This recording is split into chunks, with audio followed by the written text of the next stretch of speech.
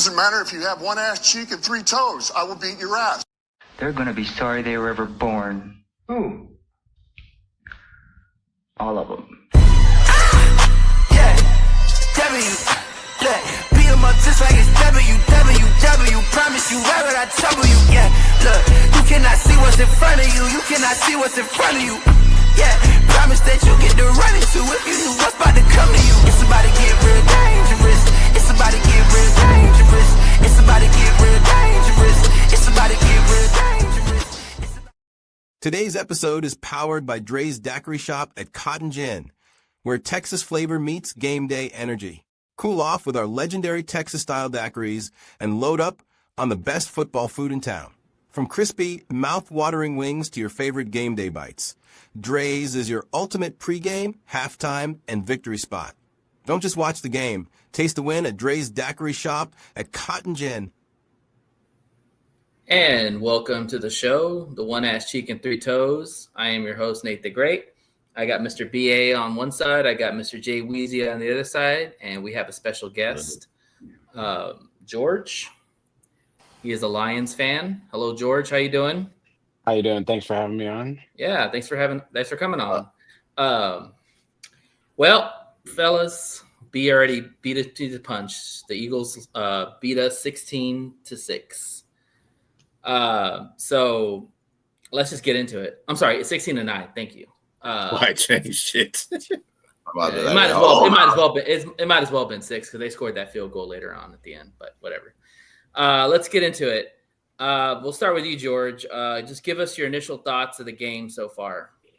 My initial thoughts, I was watching the game, I was like, well, if the Super Bowl window isn't closed, I hear the creaking sound of it closing because it's not looking good with their interior offensive line being that vulnerable against a stout defensive line like Philly's.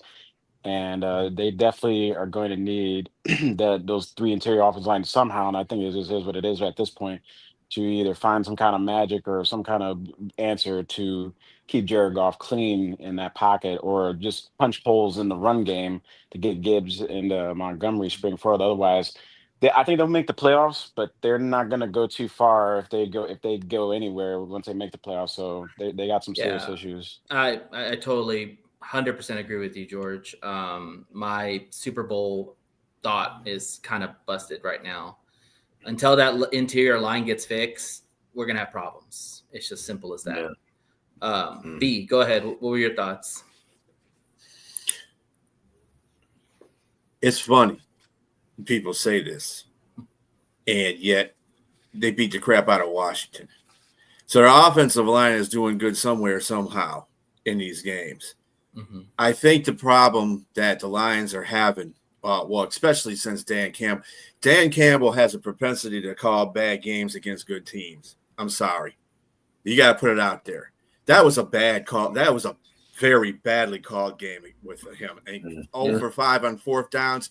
You cannot – first of all, you can't play Super Bowl teams like the Philadelphia Eagles and just say, fuck it, I'm going for 4th down. I don't give a damn where I'm at in the field. No, dude, that is not sound thinking. You can't do that against playoff teams. You can't do that. If you go into playoff with that mindset, dude, you're going to lose. And this is the reason why Lions have been losing, because they don't have that. They have that I don't give a damn and go for glory kind of thing. You can't do that in the playoffs. You got to play for possessions. Yeah. So he should have kicked field goals in the parts where they had field goals. I don't care if anybody's, we're doing some win. Peterson kicked 3 field goals, and 2 of them were against the win. I don't want to hear all that. Bates kicked a field goal. He kicked a 54-yard field goal. I don't want to hear any of that. I wanted. They need to get scoring off possessions when they have the possessions. Got to go for the scores. Period. Let me ask you a real quick question, because I think there's some truth to what I'm about to say. I do not believe that Dan Campbell trusts Jake Bates to kick long field goals. I don't think that's necessarily it. No, because look, he's been terrible from 50 plus this year. And he has pulled 40 plus kicks. And he trusts his offense more than he trusts his kicker. Remember, this is the issue we had a while back with him. He's hit or miss. And I think that Dan rather put the ball in Goff's hands and his players' hands then put a kicker out there who has not been consistent. Well, that's exactly what I'm talking about. Ignorant thinking. You cannot think like that. Your kicker gets paid to kick. If he can't kick, then you get another kicker. That's probably gonna happen if he keeps on top of that though, Jake Bates came up big time for the Detroit Lions multiple times. Yeah, Houston, but Green that was Bay. last year. It's a couple of games. But I mean, he has built a rapport with the Detroit Lions. You said that last year about him too, though. Nate, but this year he has missed. But this year, look at it. I don't know what his record is. But his record is terrible this year. I mean, you cannot sit there and sit on the bench and take points off the board because 0 for 5 from 50 yards. Nate. No, he's not. Because he hit a 54-yard field goal. 1 for 5. 1 for 5. I think Jake Bates has missed a total of about 5 kicks this year, but he hasn't been that bad. That's 5 too many. But I would say true, and that's fine. And I would say the point about how Dan Campbell doesn't trust kickers as much. I think that's more so the player in him, because I mean, when you think about it, players, I go in here, I put my body on the line. You're coming on the field. You don't really have to put your body on the line. Now, however, Jake Bates has saved some special teams touchdowns that could have broken this year. That is true. He has been a better tackler than a kicker this year. That is fact. You know something, but you want to know something? Dan Campbell is an analytics type guy. And that's not always the way to go, because analytics doesn't factor in injury. It doesn't factor in the weather or who you could be playing against. You just see numbers that says go for it. And Dan Campbell goes off of those numbers. So I look at Dan Campbell and Jake Bates' relationship is like, I'm only going to use you if I need you. But if I feel like I can actually pick up a first down, or if I can score in these next 2 drives or possessions, I'm going to do that rather than kicking a field goal. And he came on a radio station earlier today, and you heard his interview. You know, he really didn't have a lot of faith in his offense. He wanted his defense to really pick up a lot of slack. That's what he wanted. He said the strength of the team was having playmakers in the defense. That was what he had said on the radio station. Well, if you said that, I think he kind of contradicted himself a little bit, because if you had faith in your defense, while they had good field position most of that game, then you send out your best punter, who's one of the best in the league, and then just pin Philly back. Because now I couldn't have predicted going into that game that it was going to be a low-scoring game. But as you see the game play out, I'd say midway through the first quarter, maybe going into the second, okay, this isn't going to be a barn burner. And yes, some of those 4th down calls, although I've made my peace with it, because that's kind of what's gotten us here. Dan Campbell, it's not the same team. It's not the same team. And I would say just kind of the opposite. I don't think he trusts his defense as much, because if you trust your defense, you'll just play the punt, play the field position. And just to be honest, that secondary is basically shoestring and bubble gum and duct tape right now. But right now, this juncture, how that game was playing out, I could actually trust that secondary better than I can trust the interior offensive line. Yeah. And that's just and that's where Dan Campbell's going to have to adjust his thinking about, hey, we're not getting the points, or we should take the points, but if we're still at the 40-yard line and it's windy or whatever the conditions may be, then let's just pin them deep, because Jalen Hurts, and it's actually been shown, like, our interior offensive lines have been a problem. The Eagles haven't really been able to run. They haven't been scoring a lot yet. Their defense has been supreme. And our defense right there, actually, to my surprise, that defensive effort right there was the kind of defensive effort you're going to need in the playoffs. Mind you, I'll say this, I've been screaming about an extra edge rusher, which I still think we need, and in the offseason. But now that's a glaring need, because I still think they're thin up front on both sides of the ball, and it's just more glaring on the offensive side now. Yeah, and I mean, while I agree with that, but you said something, George, that's intriguing. You said for the most part, we had good field position on defense. I think that's the reason why he didn't punt and he went for it on the offense, because he's like, hey, if I don't get it here, I'm going to trust my defense to go out and get a stop. And this defense stood out. Now, while it may have not been a good game plan and it hurt them in the end, he trusts his defense. He came out and said that was the strength, that defense. He trusted his defense to get stops, to get key stops, and they did that when it really mattered. It was the offense that really sputtered. The offense didn't have that same spark that they did that kind of put the game on ice. I mean, really, let's be honest. We're upset with field goals. Well, hold on one sec, really quick. We're upset about him not kicking field goals. But you know something that kind of threw it off? Jameson Williams getting that fucking penalty, man. That was a big critical penalty. We lost by 6. It Well, wouldn't have mattered. But hold on. Let's put it into perspective. If you get it and you go up 7-6 against the Philadelphia Eagles, who's to say they don't have to switch their game plan and play a little bit more desperate? You can play the field the way that too. Right. You know, that was critical. I'm not that was a big if we lose by 1 point, yes, I will kill him for it. But we're not. I think it changed the trajectory of the game. And that's why I texted you guys. And I'm like, does J-Mo have rocks in his head, dude? Because why are you doing that? Why? Because he does have. Sometimes he has rocks in his head. Go ahead, let's be honest. Go ahead, B. You want to say something? Go ahead. The game. I'm sorry. He kind of threw the defense under the bus because, I mean, as far as his play calling was concerned, you don't go for it in the middle of the field like you do. I agree. Thinking that your defense is not going to stop. He had more. Yeah. He had so much faith in his defense. He was willing to do that kind of stuff, and that killed the offense because when you do that kind of stuff, your offense is already killing the defense because they're not moving the ball right because you're not making the break. 4 straight times you run. And you're almost guaranteeing points. You're almost guaranteeing points on that side because of you want to know. And you want to know the bad part about it? On the fake punt, the Philadelphia Eagles left their defense on the field in the game. Dumb. Yeah. And he didn't. That's on him because he didn't know that. Yeah, but then here. I mean, you've seen Jordan Davis, Jalen Carter, and the rest of them guys. But here's footnote. Our brilliant GM passed up on both of them in the draft and didn't trade for Jalen Phillips. Hey man, you just had to bring that up. Let's just stop. I'm just saying. I said this last off season. And I know that means we probably wouldn't have J-Mo or maybe 1 or 2 other players, but we wouldn't have Gibbs. We wouldn't have Gibbs. I know, but you want to know what?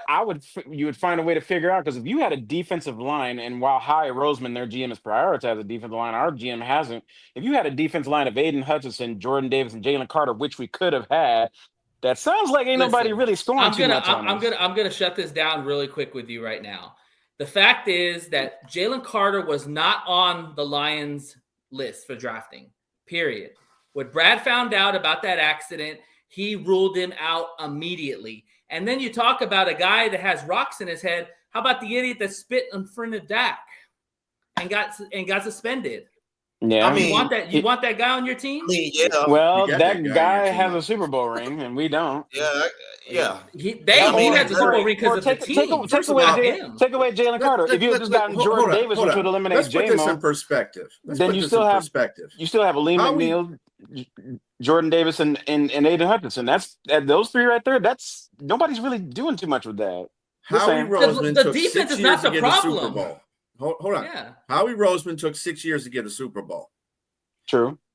Holmes is in his 5th. So let's quiet that stuff down.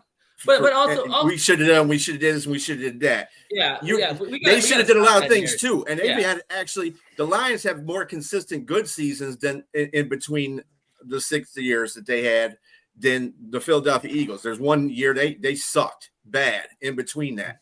So you can say that the Lions have more consistency in that, but we can't do whatever the case is. The Lions won 15 games last year, and their defense sucked. Exactly. They won 15 games. So either way, they're getting it done. I'm not worried about I'm worried about the play calling. That's what I'm worried about. I do have a question to ask you guys. How much of that is like the 15-2 record means nothing because they didn't bring the Lombardi home.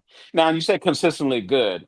We see what consistently good looks at when you look at the Steelers. They haven't won the Super Bowl since 2009. They've been consistently good because they make the playoffs. They make the playoffs every year. You think that fan base isn't starving for Super Bowl? I mean, no, I get it, but here's the thing. I would rather go all in and be great at all costs and try to get there and put ourselves in the best position to win. Because being consistently good means, you're in the playoff graphics, but are you putting yourself in the best position to get to the Super Bowl? Okay, I'm gonna have to say something because I'm not trying to get at you because it's not your fault.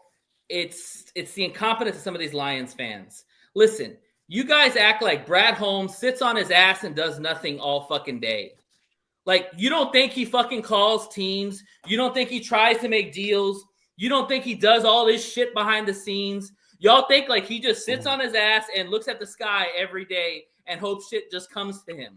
If he was doing it, Adam Schefter, Pete Thamel, and Diana Rossini would leak it out because that's what their business is. Nobody leaked it out. He made calls. He called about Jalen Phillips. He called about Max Crosby. He called about Myles Garrett.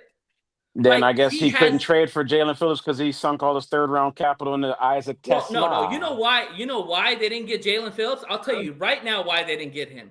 Because Vic Fangio coached Jalen Phillips when he was head coach for the Dolphins, so he has rapport, and they said that he was going to play for Fangio. They had a relationship already. Well, if I sweeten the trade deal a little bit better, then maybe the Dolphins send him my way instead of sending him to the Eagles. Why are you sweetening a deal for a guy who's injury prone and you're gonna have to pay? Well, we got a defense full of injury prone people anyway. We might as well get another guy who at least is healthy enough to help out right now. We have one player that everybody keeps giving shit about, and that's Davenport. Okay. Everybody else DJ Reader, Aleem McNeil. DJ Reader. Have they been hurt this year? No. Aleem McNeil got back like 3 weeks ago. No. But y'all, this is the problem with y'all Lion fans. Y'all live in the past. I'm not living in the past. Out of the past. Look to the future. Robbie, you wild. I'm sorry. I'm so tired of all these fucking Lions fans who claim they love this fucking team, but yet they shit all over whatever moves they make. You know, look, Brad Holmes. Yeah, I am on the edge. There's no doubt. I'm so Brad tired. Holmes of has done a great job in the draft. Then just leave it at that. But you cannot draft and develop your way to a Super Bowl when the teams who've been to the Super Bowl, especially coming out of the NFC in the last 5, 6, 7 years, have all drafted well, but then they've all used their draft capital to make trades to acquire better players to help put the icing on the cake to get there. Who did the Chiefs acquire to win the Super Bowl? Tell me. The offensive line. Yeah, especially after they lost. They drafted. They drafted. Yeah, because remember when they remember when they played the Chiefs. Mahomes was drafted. Tampa Bay had. I mean, look, like I was saying, Brad Holmes has done a great job in the draft, but unfortunately, when it comes to trades and free agency, he's not a killer like Harry Roseman is. We have to pay our own. We have to pay you our know own. What? You know what I've seen thus far in the past 3 years? That our own is pretty good. It's not good enough to get to the Super Bowl. How do you know that? We had a defense that was out all last year. If that defense was this defense here, we would have been the Super Bowl. Tell me if I'm wrong. That defense primarily is the defense because everybody's just now getting back. Tell me if I'm wrong. Just getting back. If we had the defense that we have this year with that fucking offense last year, will we not be in the Super Bowl? Tell me if I'm wrong. If they stayed healthy all year, maybe. Okay. But they didn't stay healthy. And Aleem McNeil just got back 3 weeks ago. Rodrigo's just not coming back. And Terry Arnold's going to still be out for a while. The thing is, it doesn't happen. And the thing is, this is what I've been trying to say, really, for the most part. When you're talking about adding people on, this is for like times like last year or even now. People get injured. You're not going to walk into the playoffs 100% injured. 100% healthy. It's the playoffs. It's football. It's a long season. People are going to be banged up and you're going to need depth. That's just something I feel like the Lions don't have a lot of. While I thought they did, they really didn't show up. Don't have the depth. Okay. Well, they lose their starters. Their depth isn't that good either. Even if you don't want to trade draft capital for Jalen Phillips or whoever, they didn't even have to go like all out and get like a high profile player because there's a lot of bad teams that they could have picked on. Like, I mean, the Dolphins are bad. We got a top 10 defense. We're top in sacks. What the hell else do you want? You don't generate enough pressures opposite Aiden, though. Oh my God, man! You don't scored 16 points. And you want to know what? Most of those sacks are generated off of blitzes, and most of the elite quarterbacks. No, Shep is not a blitzing easily. Guy. He rushes 4. Not all the time. I mean, he rushes 4 sometimes, but when they get sacks, they're generally. I mean, didn't Brian Branch get a sack last week? You had to send an extra rusher. Yeah, but it's Jalen Hurts compared to freaking Marcus Mariota. And sometimes they freaking oranges. And But what then he's saying and is for he's a guy like pushing Jalen Hurts, they kind of had to rush 5 because they know he can escape the pocket, and they don't Yeah. have enough. And when it comes to rushing 4, to get just to create havoc, and that's the difference between our defensive line and their defensive line. Their Listen, defensive line, we gotta they could rush stop 4. with this defense. We gotta stop with this defensive crap, man. They're top 10. They're one of the top But- defenses in the NFL. but- Stop, Jay. And they're gonna get better. So, But you got to also look at it and say, we cannot who score are on the the fucking ball on teams- the offensive side. who are the teams that they're beating in this kind of way? These Who aren't gives a top shit? That's on our I mean, list. well, We gotta you have to we think gotta that play. way. You have to think that way because you're not going to go up against the Washington Commanders in the playoffs. Jay, You're not going to My- play the we minus played the Jalen Packers, Daniels. when we played the Chiefs, when we played the Eagles, we played the Vikings. Maybe not the Vikings, but those other teams, the defense played pretty lights out. It was But the you wanna fucking know offense something, though, that Nate? could not I'm run the glad you said football those and teams. could not protect Goff. I'm glad you said those teams because you want to know what the Lions did with those teams? They lost. Yeah, They lost. because of our offense. We can't fucking protect the quarterback. Right. We can't run the football. Our And interior line is the you biggest couldn't get weakness. enough pressure on Patrick Mahomes or Jordan Love or It's Jalen Patrick- Jalen dude, Hurts. He didn't kill us. Come on, I mean, like they No, but did you enough. didn't put him on the ground or force him to throw an interception either. Yeah, and not everybody can do that with Patrick Mahomes. I'm sorry. The Eagles I'm did not in the used to Super being Bowl. quiet. I'm used to you yelling and screaming at me, man. What's going on, bro? Oh, it's ridiculous. You know, man. I want the same energy when the Lions win, though. That's the problem. Yeah, That's the seriously. problem. I'm used to you This is yelling the and problem I have with Lions fans. They like to scream and yell and talk about, oh, we're not going to the Super Bowl because we lost the game. But when they win, I don't hear any of that shit. So I Well, don't wanna hear none yeah, of that shit when they lose either. win, and I'll be quiet. Lose, and we got something to talk about. They're 6 and If you 4. win- They're right as in the long as- race. as- Where's they the doom were- and they were gloom? 15 First of all, last the year. Lions are an entertainment product. As long as you win, I'm happy. But if you're not winning, then I'm not happy. It's We clear can't and be simple as happy. that. I mean, When I you're- can't. And you want to know what? We've been riding with you when you weren't winning and we weren't happy. So now that you're winning, the expectations have gone up. So I And that's expect you fine. to win. And that's fine. The season's not that's over. all I want. We're 6 and no, 4. not over. And they got enough in front of them that they can literally make a run. Like there is no reason to panic. Well, If there's any panic, it's but there's a interior reason to have line. concern, though. There is a reason to have concern Sure. because Yeah, that the was interior defending line Super, is the concern. that was the defending Super Bowl champs. So you have these tests you have. It's a measuring stick game to see how you stack up. And what we saw how they stacked up against the best means that they lacked, especially on the interior offensive line, that they're going to have a problem with going forward. And everybody can see that. You saw it against Minnesota. You saw it against the Chiefs. We knew that You going saw- into the you saw- season. We knew that I going know. into the season. And That guess was the what? problem. You can lay your frustrations and blame on our brilliant GM for not addressing Frank Ragnar's retirement. He did it after the draft, man.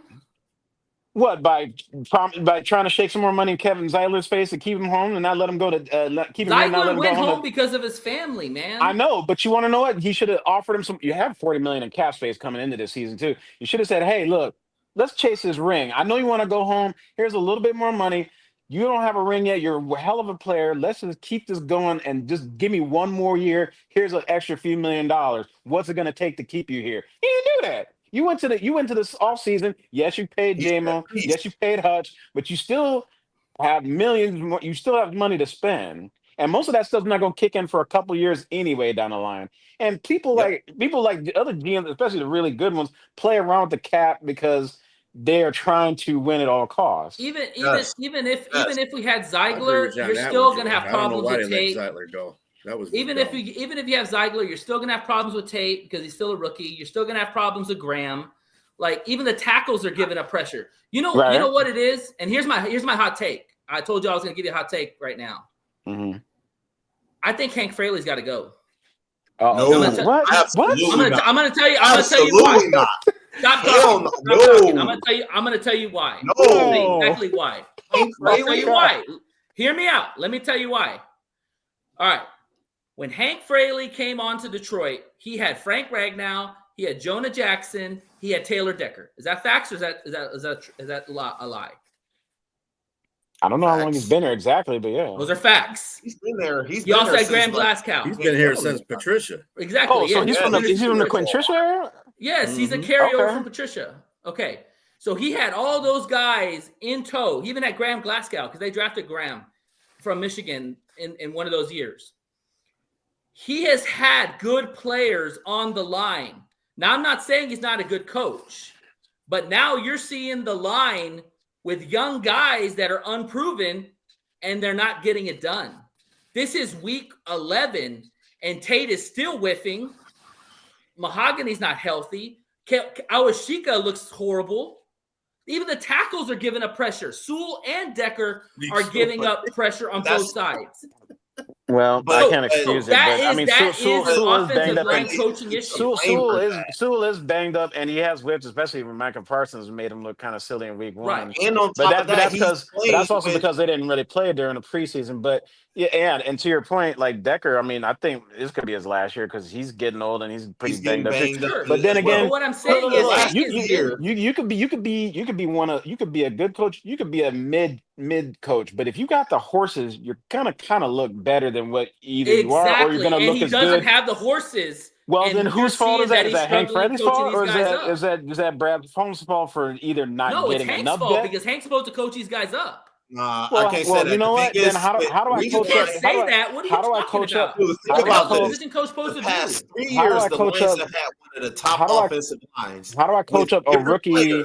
How do I coach up a rookie guard and a 6th-round pick at my other guard spot and an aging center to go against these two young monsters who were part of Georgia's national championship run of the last several years? But at some point, you're going to have to replace guys. You mentioned Frank was getting old and injured. He's going to have to go. Graham's older. Decker's getting long in the tooth. You're going to have to replace these guys at some point. Remember, then you're telling me that Hank Fraley wasn't in the draft room saying, "Hey, Brad, I want that guy." I'm sure he was. He signed off on these guys. I agree with that, Robbie. But you know something? This goes a part of what we have been talking about, of them giving up 3 third-round picks to get Tesla when those picks could have been allocated to a place of need. And Tesla, last I checked, can't block and protect Goff up the middle. That's damn near negligent. And we have guys on the team. What the hell? Then on top of that, we don't even use Tesla the way. I mean, he gets on the field, but Khalif Raymond still gets more clock than running he does. But Jay, that has nothing to do with the line. The line. Listen, here's the thing. The line is weak. Okay. Yeah. The interior line is weak. You have a rookie. You have a backup, and you have a center that's 30 years old protecting Goff in the middle. If you're going to get pressure, you're going to get pressure up the middle. That is what every good team has done with us. Minnesota, the Chiefs, City, the Eagles, Green Bay. Everybody has gotten to the middle of the line. That is the problem. Let me say this. The problem is Dan Campbell, and it's starting to show in his 5th year. He is not making a proper adjustments when you know you have issues on your interior line. It's up to you as a head coach, because you're the sole person responsible for that offensive line. When he played the Washington Redskins, the Commanders, sorry, he adjusted that offensive line in that game, but he didn't do that against Philadelphia. And that's the and then you're not playing to your strength.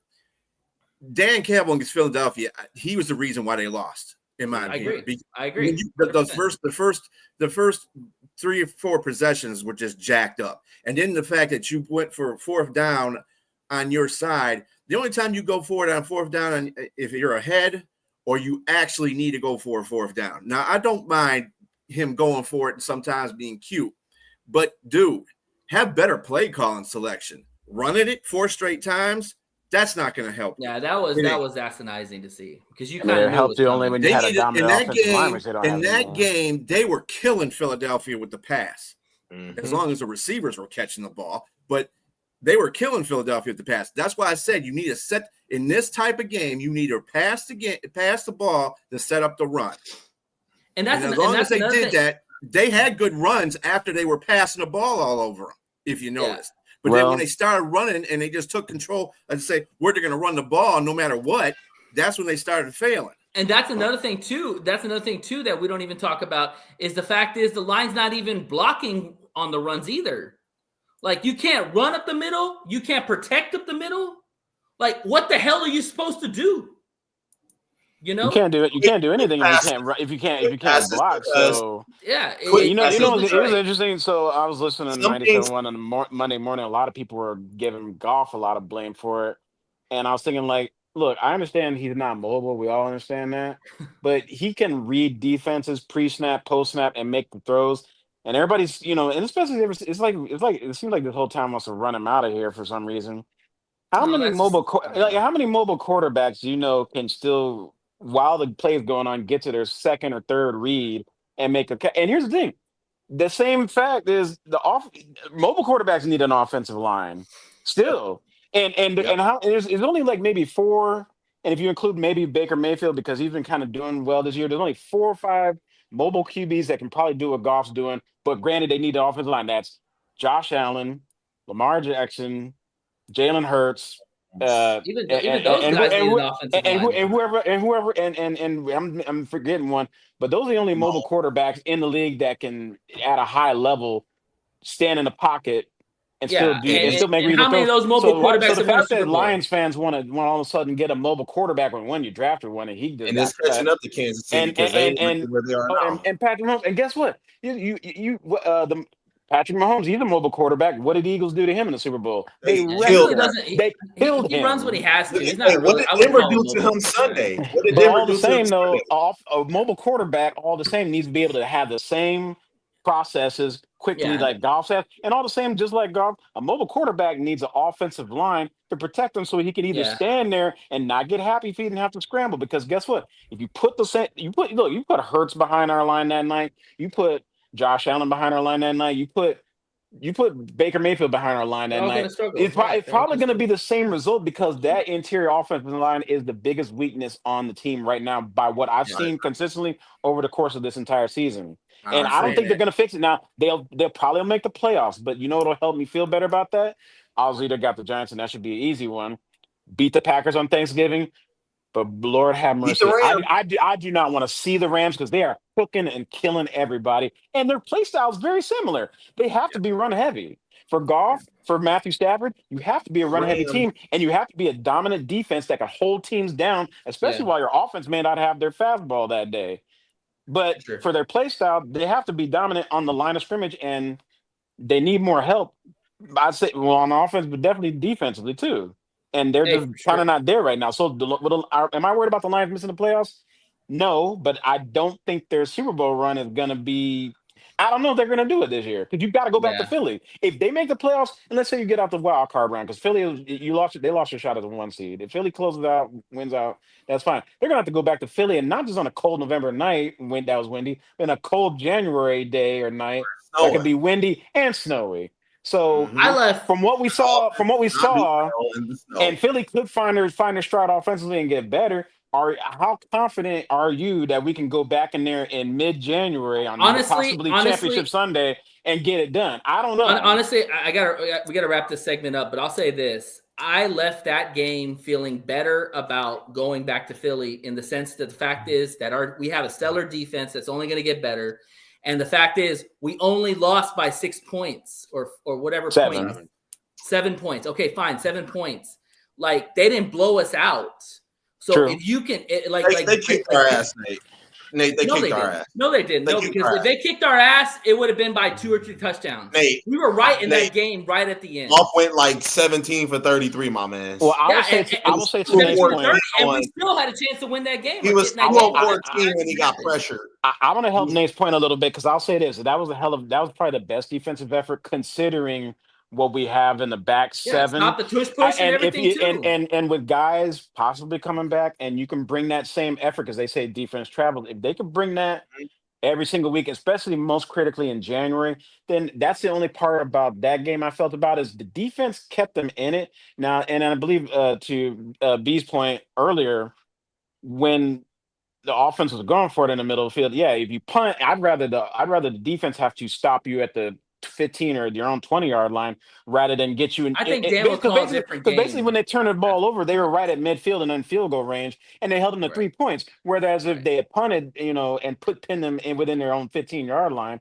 then you go to maybe first down, and then you go 3 on out after that. Then they're only at the 30-yard line, and then I guess that's what I'm saying. You leave even as bad as the offense played. we were right in the game. Sure. We literally had a chance. And it was only early in because the game. defense actually was bringing it all night, and they kept you in it. Well, we might have to And rely on our we did defense not. going forward. Well, yeah, and that's what I think there's going to have to be because they are more defense. Because Kelvin Shepard pretty much has shown that he has his finger on the pulse, and it's almost like they haven't missed a beat since Aaron Glenn. But almost similar to Glenn, you should have gotten. You should. They should get Brad Holmes should have given him more pieces to work with, considering Ennis Rakestraw is. Is it too soon to say Ennis Rakestraw is a bust because he ain't played a snap yet? And remember he had Mosley a couple of years ago too. Never played a snap for us. And then yeah, you got like the offense has been pretty much intact aside from now Laporta's out and whoever else has been out. It's a defense that's still looking like run over street shoes, whatever. And yet they were bringing the better effort. So defensively coming out of that game, yeah, I feel a little better if they can bring that consistently every week, and guys are coming back healthy. It'll help, but the offense is going to have to figure it out. So I'm not worried about them necessarily missing the playoffs, but Super Bowl run, it's where I'm kind of like shaking out. And for me, it's Super Bowl or bust. It's Super Bowl or bust this year. Sure, I get it, and we can talk more about that in the Giants segment. But we're gonna have to wrap up the segment and head on to the Pic'Ems. So I guess George, we'll see you back for the Giants segment. You can stay. Yeah, sure. Well, thank you. I'd love to.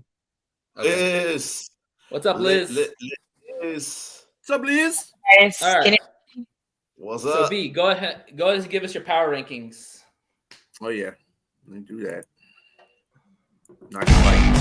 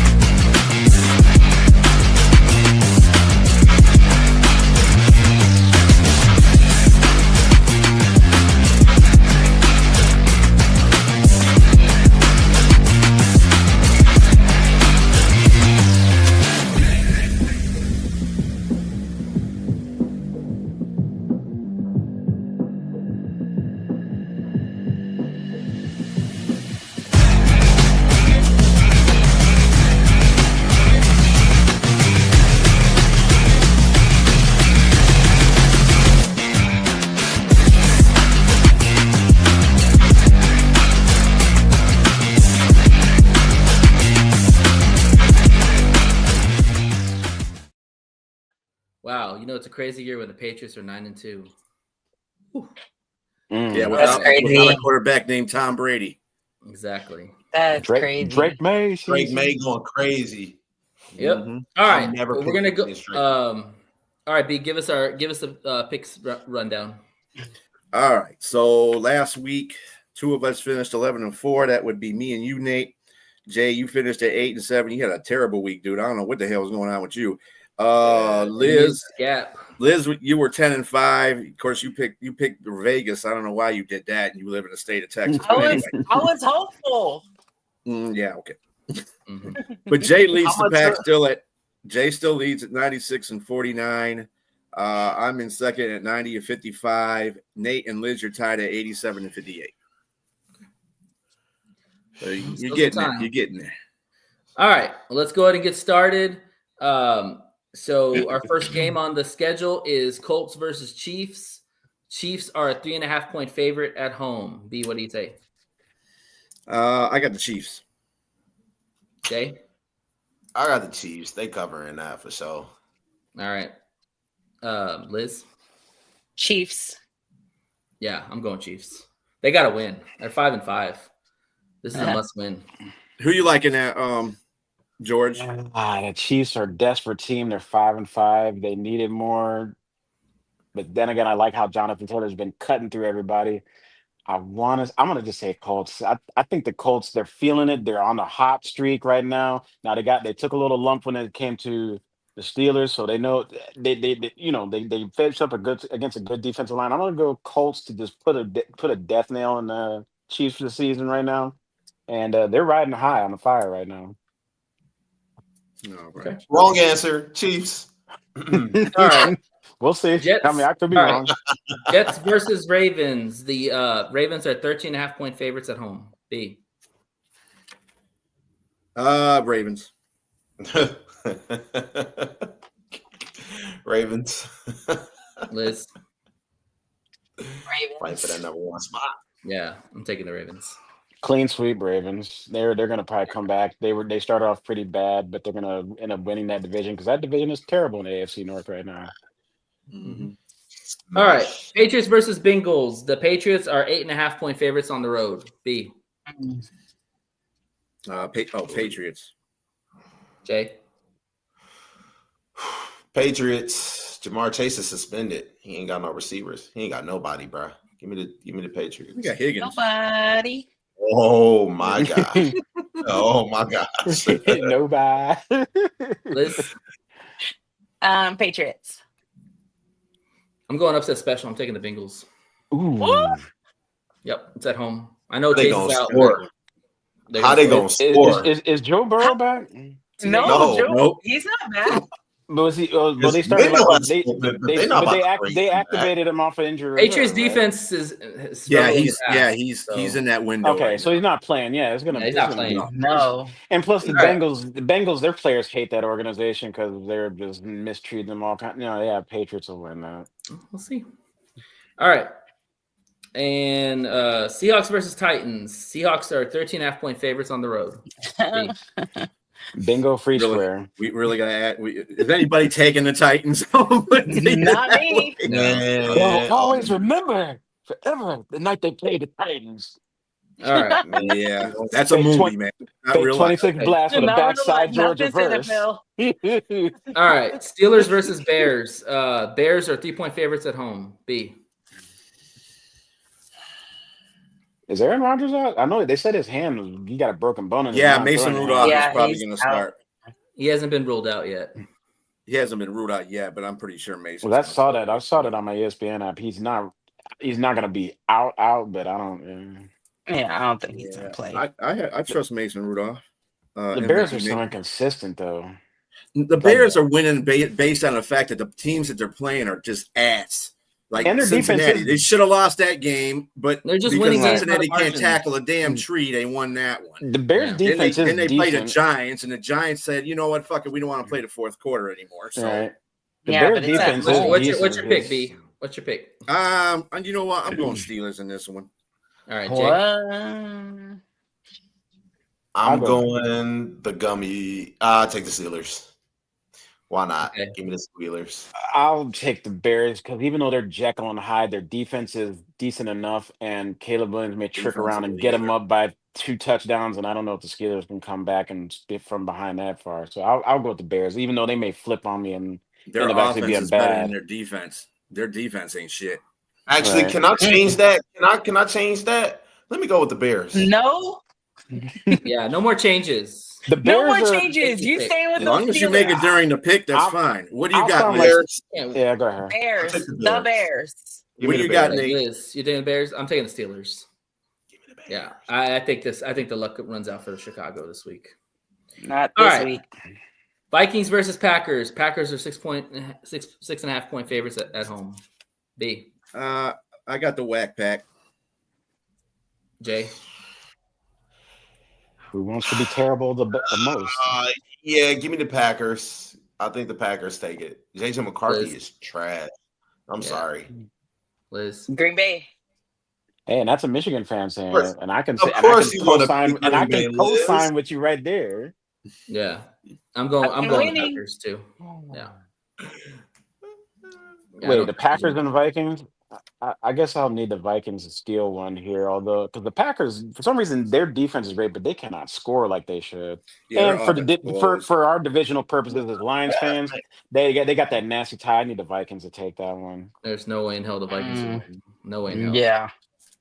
There's always a way in hell. Micah Parsons Any might given have Sunday. four. I mean, we say that yet JJ. I mean, I don't know the Vikings. JJ can hit the they broadside may- of a barn. I don't know because like the Packers, they can't seem to score more than 14 points lately. Yeah, but at home that defense is pretty good. True. All right. Browns versus Raiders. The Raiders are 3-point favorites at home. B. Oh Lord.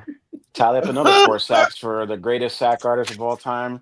Can we just get rid of This this is the week that you would pick the Raiders, Liz. I know. I was hopeful. All right. So what's your pick, B? Yeah, the Raiders. Raiders. Jay. Shit. Raiders. I'm gonna go Browns. Liz. I'm gonna go Browns. Shadur's got to show out. I mean, it's not You like the just Raiders are refuse to anything pick special. against your dad's team. I'm telling on you. I'm going Raiders. Yeah. It's at home. Got to win one. I mean, All they're right. gonna get like 5 sacks. in You this know, ain't game. nothing. Jaguars at the Cardinals. Jaguars are 2.5-point favorites on the road. This is a trash game. This is Who do you believe in less, confusing. Jacoby Brissett or? I'm going with the Jags because I don't want to go with either one of these teams. I hate both of these teams because they're bad. Okay, Jay. You picking everything I'm picking, B? I'm taking the Jags, man. Cardinals is horrible. All right. Horrible. Liz. Ugh, man, I know that's right. I don't care. Those Jags. Give me the Cardinals. Yeah, I'm going Cardinals. Yeah, Trevor Lawrence, aka Sunshine. I'm gonna Sunshine about to get knocked. Yeah, he's fake. So I'm gonna go with the fighting Jacoby Brissett's over here. There you go. And I was born in Arizona, so I'll take the Cardinals. Come on. There you go. All right. Eagles versus Cowboys. Eagles are 3.5-point favorites on the road. B.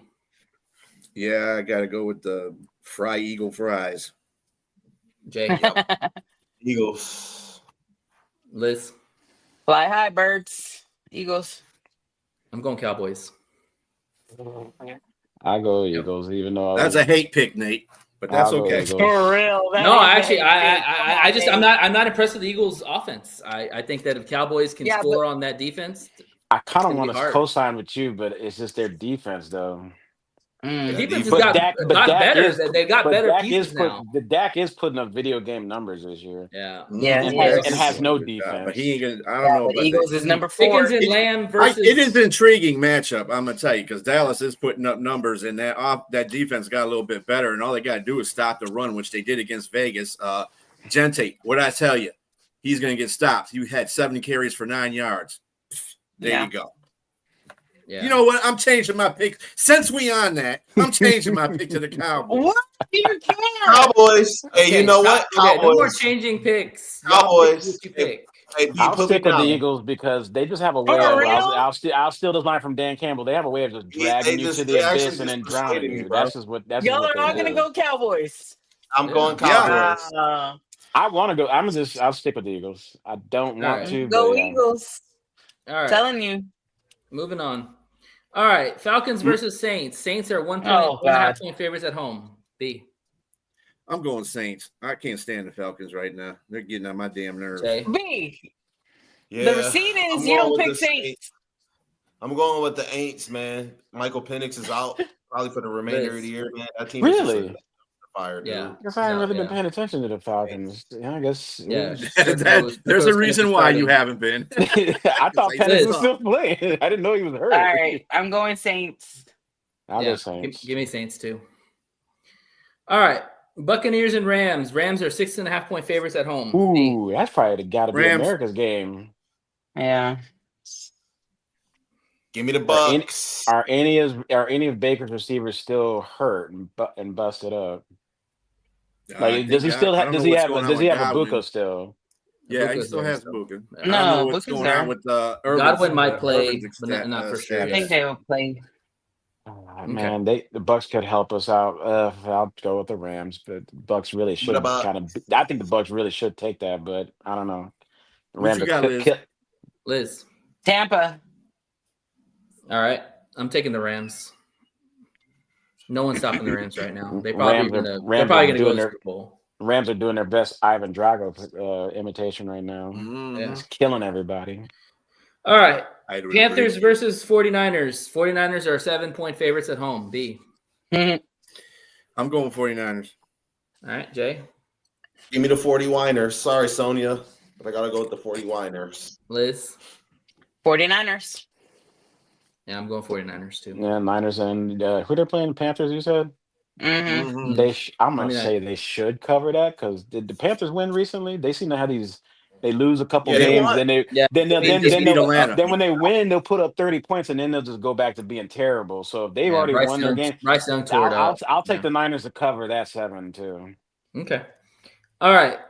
Bills and Texans. Bills are a 6-point favorite on the road. B. Bills. That's too much for the Bills. Going That on the is. road, they can't stop the run. Houston's got the number 1 defense. I'm not buying it. The Bills are through. But this is a typical case, George, and I'm glad that you mentioned that about the Goff versus mobile quarterback things, because this is exactly what I'm talking about. Josh is a good quarterback. He's a great quarterback, but has he gone to a Super Bowl yet? no. The hell to the no. So that dispels all that kind of bullshit. Well, I'm his taking problem is Patrick Houston. Mahomes, just like Lamar's problem. That's their main problem. Over Jay? there. I'm Go ahead. taking Houston. Houston can't even protect CJ Stroud, isn't it? This their tackle would have been a problem, isn't it? So I don't know. I think the Bills should Yes. win that game because CJ Stroud, he's missing his best wide receiver, and their offensive line can't protect him. Well, Stroud is Hey, out y'all, this week, hey, so my relying on the Yeah. Bills. Nobody's been able to Bring protect that the third Houston. One at a time. Oilers One at a against time, the yo. One at a Houston time. One Oilers. at a time. All right. Who? I ain't make my pick. Jay, go ahead, Jay. Liz, you know you my homegirl. You know you my homie. I gotta go I with the know. Bills. Gotta It's go all with right. the Bills. Yeah, I got you. I'm going with Bills, because the thing is that the one weakness the Bills have is stopping the run, and the Houston Texans can't run the football. So give me the Bills. Houston ain't got a running game. Sorry, but who Houston got? All right, We'll see. and finally, Let's go Houston. Giants versus Lions. Lions are 10.5-point favorites at home. B. Yeah, I got the Lions. They're not going to lose 2 in a row. Yeah, They Jay. don't lose 2 in a row. Lions, man. They always beat up on bad teams, so they do what they Liz. do best at home. And hey, under Oh. Dan Campbell, we just never lose 2 in a row. Yep. Mhm. I'm going Lions. What's the Yeah. spread on that? 10.5. Yep. Yeah, Belt Why to were you ass. so hesitant in saying that, Liz? I'll take. Cover that and make Huh? me feel good better. Why were you so hesitant in saying that? You were like, "Yeah, I'll take the Lions." You caught that, B? Yeah. Uh-huh. Yeah. Hey, come Well, on. You take the Giants, I'll come down to where the hell you at and had to put foot in the ass, okay? Come on.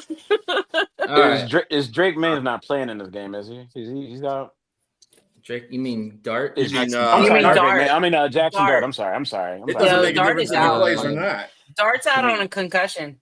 Oh, okay. Is he Then still they out? better. Then honestly, I don't know if they, he's been ruled out yet. Jameis Winston, if you let Jameis Winston come in here and carve you up a little bit, I don't care who you got back there. No, they should cover that. Cover and make me feel better. Okay. Yeah, no.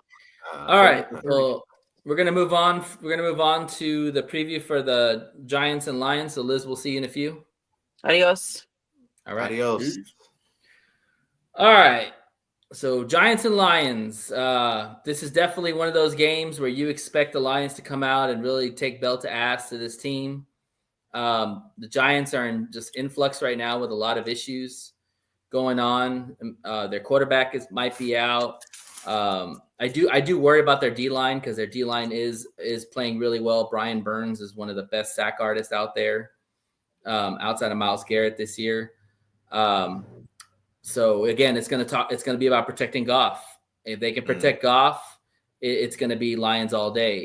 If Goff struggles with pressure, Sexy Dexy inside can push push the pocket inside. If they struggle and they can't protect their quarterback, it could be tough. So what do y'all think? Yeah, this game is going to be based solely off of how well they protect Goff. I think they'll win, but I mean, they got 3 really good edge rushers that they put pressure on. I mean, last year you seen just with Brian Burns and Kayvon Thibodeau alone that they ranked up there with pressure and sacks. With our offensive line looking very vulnerable, I expect them to bring pressure. I expect them to get to Goff a couple of times.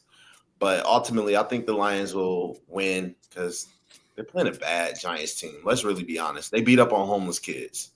So, yeah, I think the Lions should win. I mean, they fired their coach. I mean, that's all. Ryan Daboll is a bum. Jackson Dart is out. I mean, obviously, you're going to have Jameis Winston throwing. But I don't know if Jackson Dart's been ruled out yet. I have not heard anything about him being ruled out. I wouldn't be in a rush to bring him back because what are they playing for? You see that record right there? They are 2-9. 2-9, yeah. They're playing for the number one pick, basically. Rush him back. And if you rush him back, that says a lot about who's ever running the team and the GM that's allowing that to happen.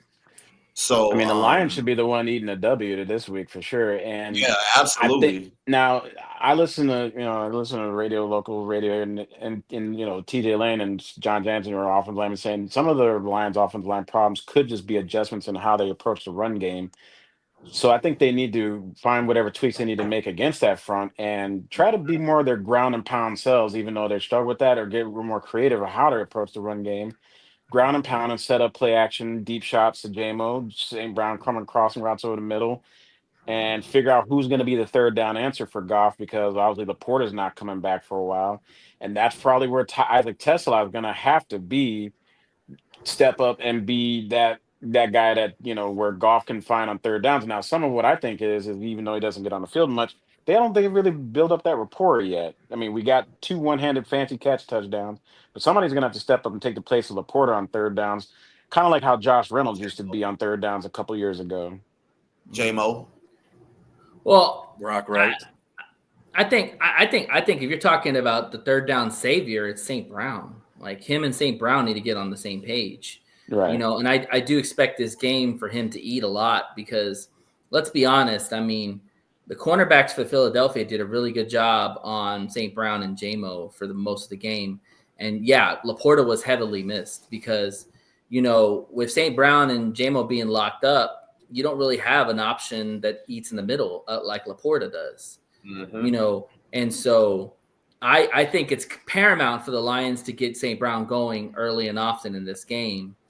I don't see that being an issue because the Giants' secondary is not really that good. Mm-hmm. It's just a matter if we can run the football. I think you hit the nail right on the head. If we can run the football consistently, which we should, because against crappy teams, we run the football good. I think they will. I think they're going to run the ball crazy, like crazy. Yeah. Anybody knows that St. Brown's had a little bit of a dropsy problem this season? Except it's funny. I was really happy about this going in the offseason. Madden came out. Although I don't have the video, I don't have Madden. I played a college football game, but when I found out that St. Brown had a 99 overall catch rating on Madden this season, I'm like, well, dang, that's nice and something to tout. But he hasn't been playing like he has a 99 catch rating this year. He's dropped at least a pass in almost every game the last few games. I mean, he's human. He's not some of the criticism I've heard. I'm sorry. Some of the criticism I heard from Goff this year, he's like, well, he's always throwing at their feet.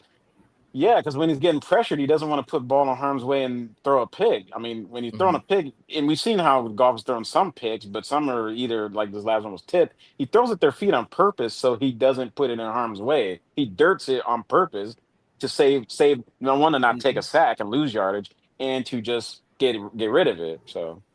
Yeah, and every pass is not going to be perfect to a receiver. They gotta help their quarterback out just as much as the quarterback's trying to help them out.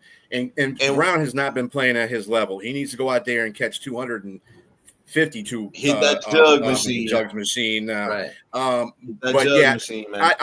totally disagree about that coverage by Philadelphia. Philadelphia was getting their ass kicked by the receivers. They couldn't cover nobody. Well, J-Mo had that one cut across when he got that touchdown. Play.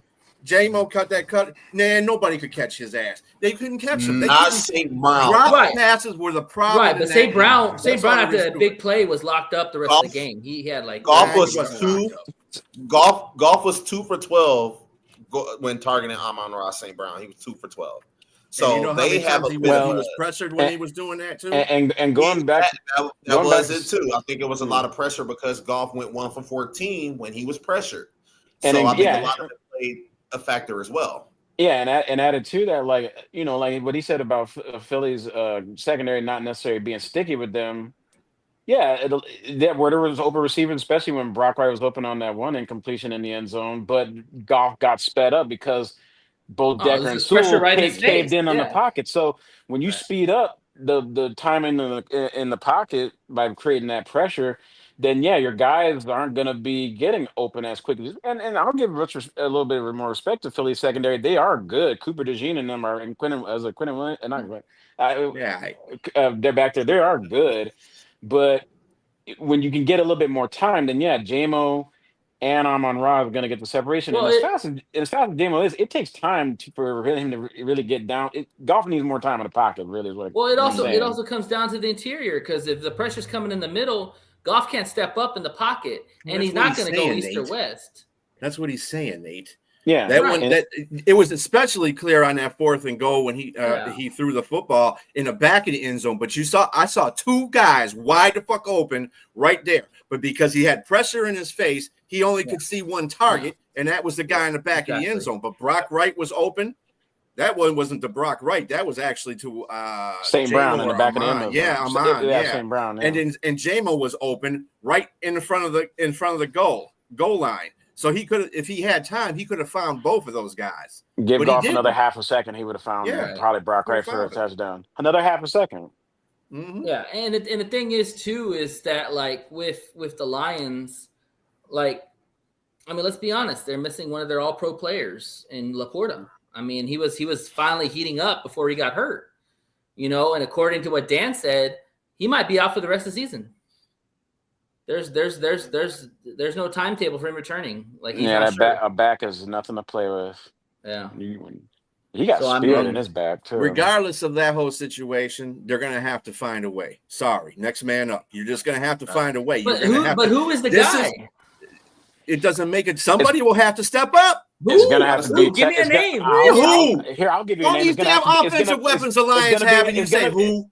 It's gonna give me a tight end. Give me the tight end that's gonna step up. It's gonna have to be the guy. We're a brilliant GM sunk 3 third-round picks into. It's gonna have to be Isaac Tesla to step up. That's what it's gonna have to be. Or they're gonna pass more on the backfield to the running backs. The least I can do is somehow scheme a way to scheme him open on 3rd down to be the new safety blanket. Or Jamison Williams. You don't always have to use him as a downfield threat. You can have him over the middle. You've seen what he did over the middle. Right. You can do jet sweeps with him, which they haven't done too much of this season. I think that's because of the blocking. They don't trust the blocking. The blocking's terrible. Jay, just a little bit to Jay, to your point, some of Jamison Williams running deep routes to kind of take the safeties away to keep Amon-Ra and the rest of the guys underneath. Not if you run in misdirection, you don't. And I think they should run crossing routes or mesh routes. He did that against Washington, and he did that against the Philadelphia.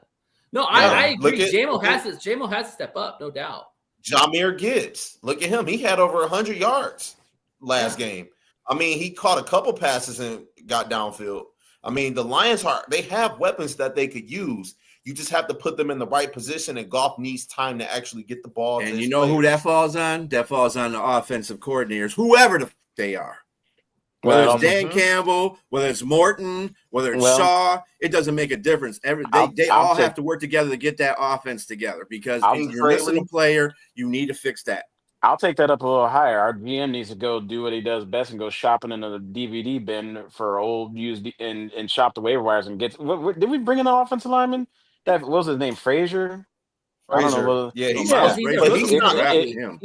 set to make his debut until December, I hear. Well, then you don't want to make trades. You didn't. I mean, you took Manu, he took a couple guys that may not have been ready. He needs to go pull guys off of waiver wires who are ready and get them in here. But the reality is, the people that are on waiver wires are either injury prone, which Lions fans seem to get pissed off when Brad does that, or they're players that aren't that good, and the players that they have on their roster are better than what they have. Right, and I get you, and I'm tired of messing with broken toys, but we're here now. So at this point now, if he gets somebody that could possibly be injury prone, as long as they can come in and make an impact until we get our guys back and healthy, I think that will be like probably the best bet. Just get someone who can play now. But you see the guys we have now. We have Cologne. We have Awashika. Those guys. Those are the backups that are now playing starting roles. Well, it's not Cologne. But he stepped in for Tate for a little bit. Yeah, he might actually be better. I don't know. He was Cologne was holding his own for a little bit out there. Yeah, especially when there was he came in during the Washington game, I believe. He did all right at center. The thing is, started. I think he started before Glasgow took over for him in the Washington game. Because Glasgow got hurt for Glasgow got hurt. Cologne stepped in. Yeah, but then Cologne stepped in for Tate, so he's versatile in that aspect. But Here's the reality of the team right now. It's the running game. Mhm. Because if you look at all the losses, the Packers, the Vikings, the Eagles, who else did we lose to? Who am I missing? Chiefs. Thank you. Chiefs. All those games, we could not run the football. True. I think we're under 100 yards in every one of those games. So that is the theme with these good teams is like we'll beat up on the Giants. They'll probably run for 150 yards, couple of tugs, whatever. It's the Giants. But when you go against the big dogs like the Eagles, the Chiefs, or not even the Chiefs because these are terrible, but the Eagles themselves, you've got to run the fucking football. Right. And if this team cannot run the football, we're not even going to make the playoffs. Right. Because all they're going to do is just put pressure in the interior and put Goff on his ass. And you can't. I think that they can make it to the playoffs 25 times. This is more than a manageable schedule, and the sky isn't falling just yet. It just raised concerns. But you look at go ahead. Right now, the offense is the weakness right now. I mean, as crazy as it may sound, and I can even do you one better. The Lions are ranked 5th when it comes to offense, but that comes with the caveat. It's against teams who are bad teams who have bad defenses. It's not against a team like the Eagles or the Chiefs, like you say. One thing the Lions have to do, they have to play into their strengths. Their biggest strength right now is the defense. They're going to have to draw up a game plan because this isn't the offense from yesteryear where you can go out and get 400 yards per game and, just have a monster offensive game. Hook and lateral plays. You couldn't do that in yesteryear either. Yeah, he struggled. Absolutely, they could. More I mean, the Lions were beating teams on average by double digits last year. I mean, we played a bad AFC South, and we were killing those teams. Right. And they can't do that anymore. You're going up against literally all first place teams now, and the thing about this season, however, is if you're a team and you're focused to get in the playoffs and you have some issues on a certain side of the ball, you have the whole regular season to fix those areas.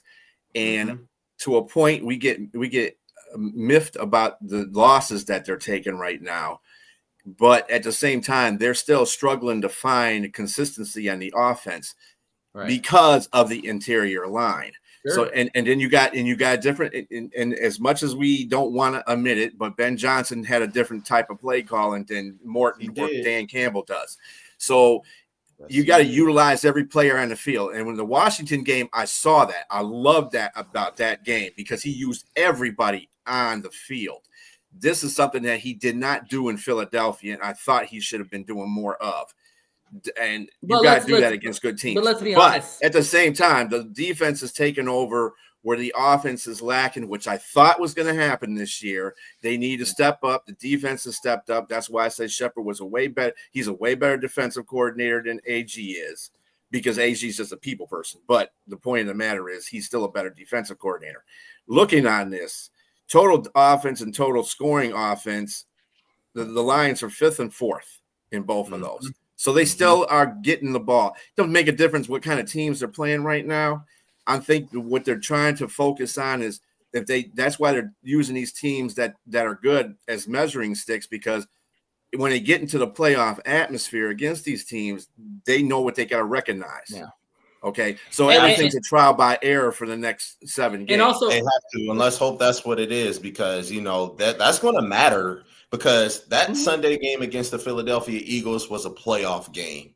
And that is exactly what it's going to be like, if not more intense, with more on the line when you're going up against these teams. I mean, let's think about it. B, do you like your chances of going to Seattle? If we were to play Seattle today in the playoffs, would you like your chances of going against Seattle in Seattle right now? Do you like their chances? Weather-wise, no. Well, I'm talking about in the middle of the season, no. Right, but you get what I'm saying. So these games right now, especially in the NFC, are going to be very important. Like they really just have to step it up a notch, and it seemed like the offense is still missing the identity, because one game you can put up over 500 total yards, but then the next game you're struggling to get to 200 yards. Let's look at that from a standpoint, because I think as Lions fans are prisoner of the moment all the time. We put a 500 yards on a sorry ass defense. Okay. Mm-hmm. You had to play the Eagles the next game. That's a tick up of defensive. Even though Eagles defense statistically has struggled, they still present a problem because they have good position players. They just haven't been good as a team sometimes because they have been exposed. But they still have good dudes. They have Davis. They have Carter. They have Cooper DeJean. They have Quinyon Mitchell. Adoree they Jackson, have dudes. Blankenship. Yeah. So I mean, it was going to be a tougher situation going into Philadelphia. I think we all said that we got to see what Dan Campbell looks like as a play caller against a legit defense, and we got the answer. He struggled heavily against it, and Dan's got to look in the mirror and make some changes. Every play caller does that.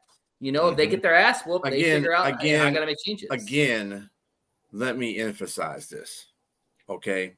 Philadelphia is on the edge, just like a lot of teams in their position right now are.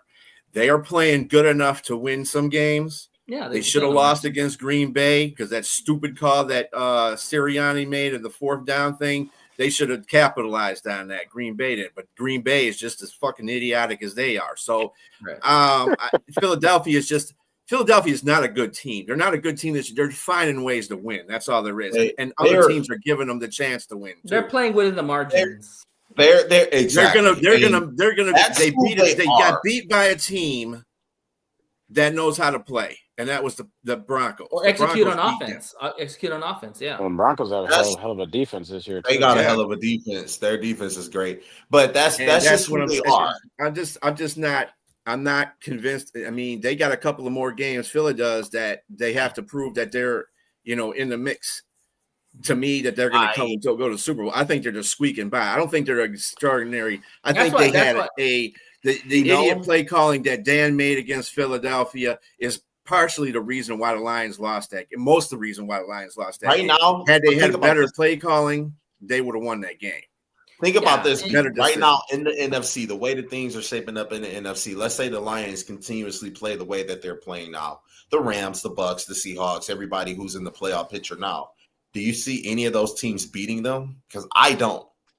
I see the teams that have to play Philadelphia to get to the Super Bowl. I feel like Philadelphia is still a tick ahead of everybody else. They're still defensively, offensively, I don't think they're good defensively. They're ranked low in every defensive category. The Rams should have won the game that they played in Philadelphia, but their field goal kicker can't fucking kick a field goal because it keeps getting blocked in their face. Well, Jordan Davis did. Stafford had him coming down and the Rams almost beat the Eagles in Philadelphia if it wasn't for a whiff on one of their O linemen on Carter. I mean, but it happens. That's what I'm saying.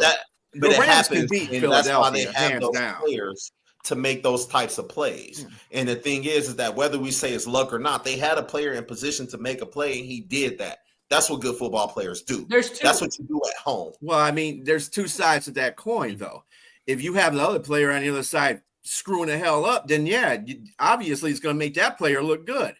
Absolutely. So you got two flip sides of the coin. And think about this: the Rams, Philadelphia side. But think about this: Rams have their woes as well too, because I remember the San Francisco 49ers who was banged up, no Kittle, no McCaffrey, no. Yeah, that was a bad loss. They lost in their own house. Yeah, I just chalk that. We could chalk that up to just your division opponents tend to play a lot tougher than everybody else because they know you got to see them twice. That's why the Giants the one thing. And I know you guys were saying earlier about how Lions fans, get up in arms, but this Sunday night game was critical. It was critical for seating positioning, because the truth is, golf and the outdoor thing is kind of a thing. And now I know last year we had the number 1 seed and that didn't fare well, but at the same time, I'd rather be home in my own crib regardless and have Philly to come here. But instead, we can still win the division. And if things play out that way, that's fine. But we have now Philly has a tiebreaker over us currently, until decided otherwise on Thanksgiving. The Packers had the tiebreaker on us, and they had that stupid tie, which kind of really makes things kind of weird. But unless the Lions, they go strong and finish out, for seeding wise, it's critical. It's absolutely critical, because wild card round, if they could somehow find a way to win a division, that means the division winner, you're hosting the wild card. If they don't win their division, then they're going to have to go on the road and play 4 games to get to the Super Bowl. or Yeah, plus or the Super depending Bowl on who instead loses at of home being home or here. yeah. So that's why it was so frustrating, that loss, because there was a lot on the line. Our own division, our own in division seating, and the conference seating. So that's and It yeah, was it's the defending Super Bowl champions too. So again, I think we'll be fine. They can't necessarily keep continuing playing the way they're playing, even against bad teams, because even some of the wins that we've had, I've seen where even on some of the big plays where Gibbs will have or whatever, our offensive line still allows a little bit of penetration in the backfield. But granted, they've those been we bad got through. all year. Yeah, well, Some days they and look better. to your previous point be about Ben Johnson. Ben Johnson had Frank Ragnow, and I miss Frank Ragnow. Mm-hmm. I miss him. Yeah, I get that. I want a healthier I want Decker. Frank Ragnow back Yeah, because the Zeitler. dude was a warrior. He played banged up, but my God, that the middle of that offensive line was never a question. And heck, even when Stafford was here, I don't even really remember Stafford facing too much pressure up the middle because of Yeah, Frank I wish Ragnow. Yeah, I I love those were the ends that were getting to him. Yeah. I love Frank, but he should have told them before the draft so they could have made that a point of emphasis. Well, he kind of told you after the NFC title game 2 years ago, because I remember I Mm, heard I heard a statement right after we lost that NFC title game that yeah, was but a lot of heartbreaking. players say that and they still He said he play. had, yeah, well, but when a guy really says that, that means it's in his mind that he's thinking like, hey, my Yeah. body's breaking down. I want to be able to pick up my kids. I want to be able to do the things I want to do. So he kind of told you Well, 2 years they ago did after we draft lost the two NFC title game, linemen. but he stuck it out. He We could went make 16 some and kind 2, of a and then we didn't get home with it. And I was worried. In the back of my mind, I was worried because I remember he said that after the NFC title game 2 years ago, and I was thinking like, oh my God, how much longer we got with Frank Ragnow? That's why for me last year I was so pressed, even though we won all those games. I was like, we got to get it done because I don't think we're going to have Frank Ragnow too much longer. Now, yes, he I was said that quiet this too. offseason until he made his announcement. Then I'm thinking like, Whenever oh you crap, start what are we talking going to do about, now? Because whenever you you don't start just talking and about that part of that, retirement, yeah, you it could has to be say that from played. 2 years ago. He was alluding to that, but then you still have to be in communication with the team that you're with. Say, look, I'm planning on retiring. You guys should look for my replacement or draft somebody in my spot. Not to tell them what to do, but that so that they're aware. If you just came out and if that Ragnow is a professional. Okay. The problem is he didn't tell them in time for them to make draft preparations to replace him. And that's the problem. Did he If retire had he before the done draft or that, after the draft? I'm sorry. I thought he retired after the It draft. was after that. Right after? Yeah, it was after Mhm. the draft. Well, then you still have free. I think you still have free agency to still address that. But hey, Yeah, free guys, Yeah, who was that? Who was that free agency? That Free was agency is free agents Ah, first. And I then don't draft. know. I don't know. they could have what they should have done. And you alluded to this point before, George. They should have kept Zeitler. Zeitler was the guy. They did not do enough to keep him here, and they should have. Because I'm going to tell you right now, this offensive line would look a whole lot better with Zeitler there. Because Zeitler was our best offensive lineman. He to was, tell you the but truth, he's last struggling. year. He's been a Pro Bowler, I think. Yeah, a but he's couple times. He's struggling with the Titans and even in his individual's position. Well, that's Because he doesn't. And He's he was not 35 playing with a years good old. offensive line. He's not playing with a good team. They're bad. Listen, They're this goes back to coaching. Hank has got to get these guys ready. And let's be honest, it's week 11, and these guys are not ready. Tate should be better. I mean, it sucks losing Mahogany. I think Mahogany was a huge loss because Awashika is not better than Mahogany by no stretch of the means. Decker is giving up pressures all the time, which is nothing new there. But Penei Sewell, and I'll say this about Sewell. Sewell's hurt. He is playing through injuries, and it sucks to see it because I think he wants to take at least a week or two off to get better. But he's going to play through these injuries until something severe happens, which God willing doesn't happen. But, he's playing hurt, but he's not playing like the Penei Sewell that we've seen in the past. And I'm telling you, man, Hank has got to get these guys. He's got to get on these guys, man. Yes, it all starts with Dan's play calling. I totally agree with you, B. The play calling is huge. But if your O-line coach is not getting the job done, then you need to figure something out.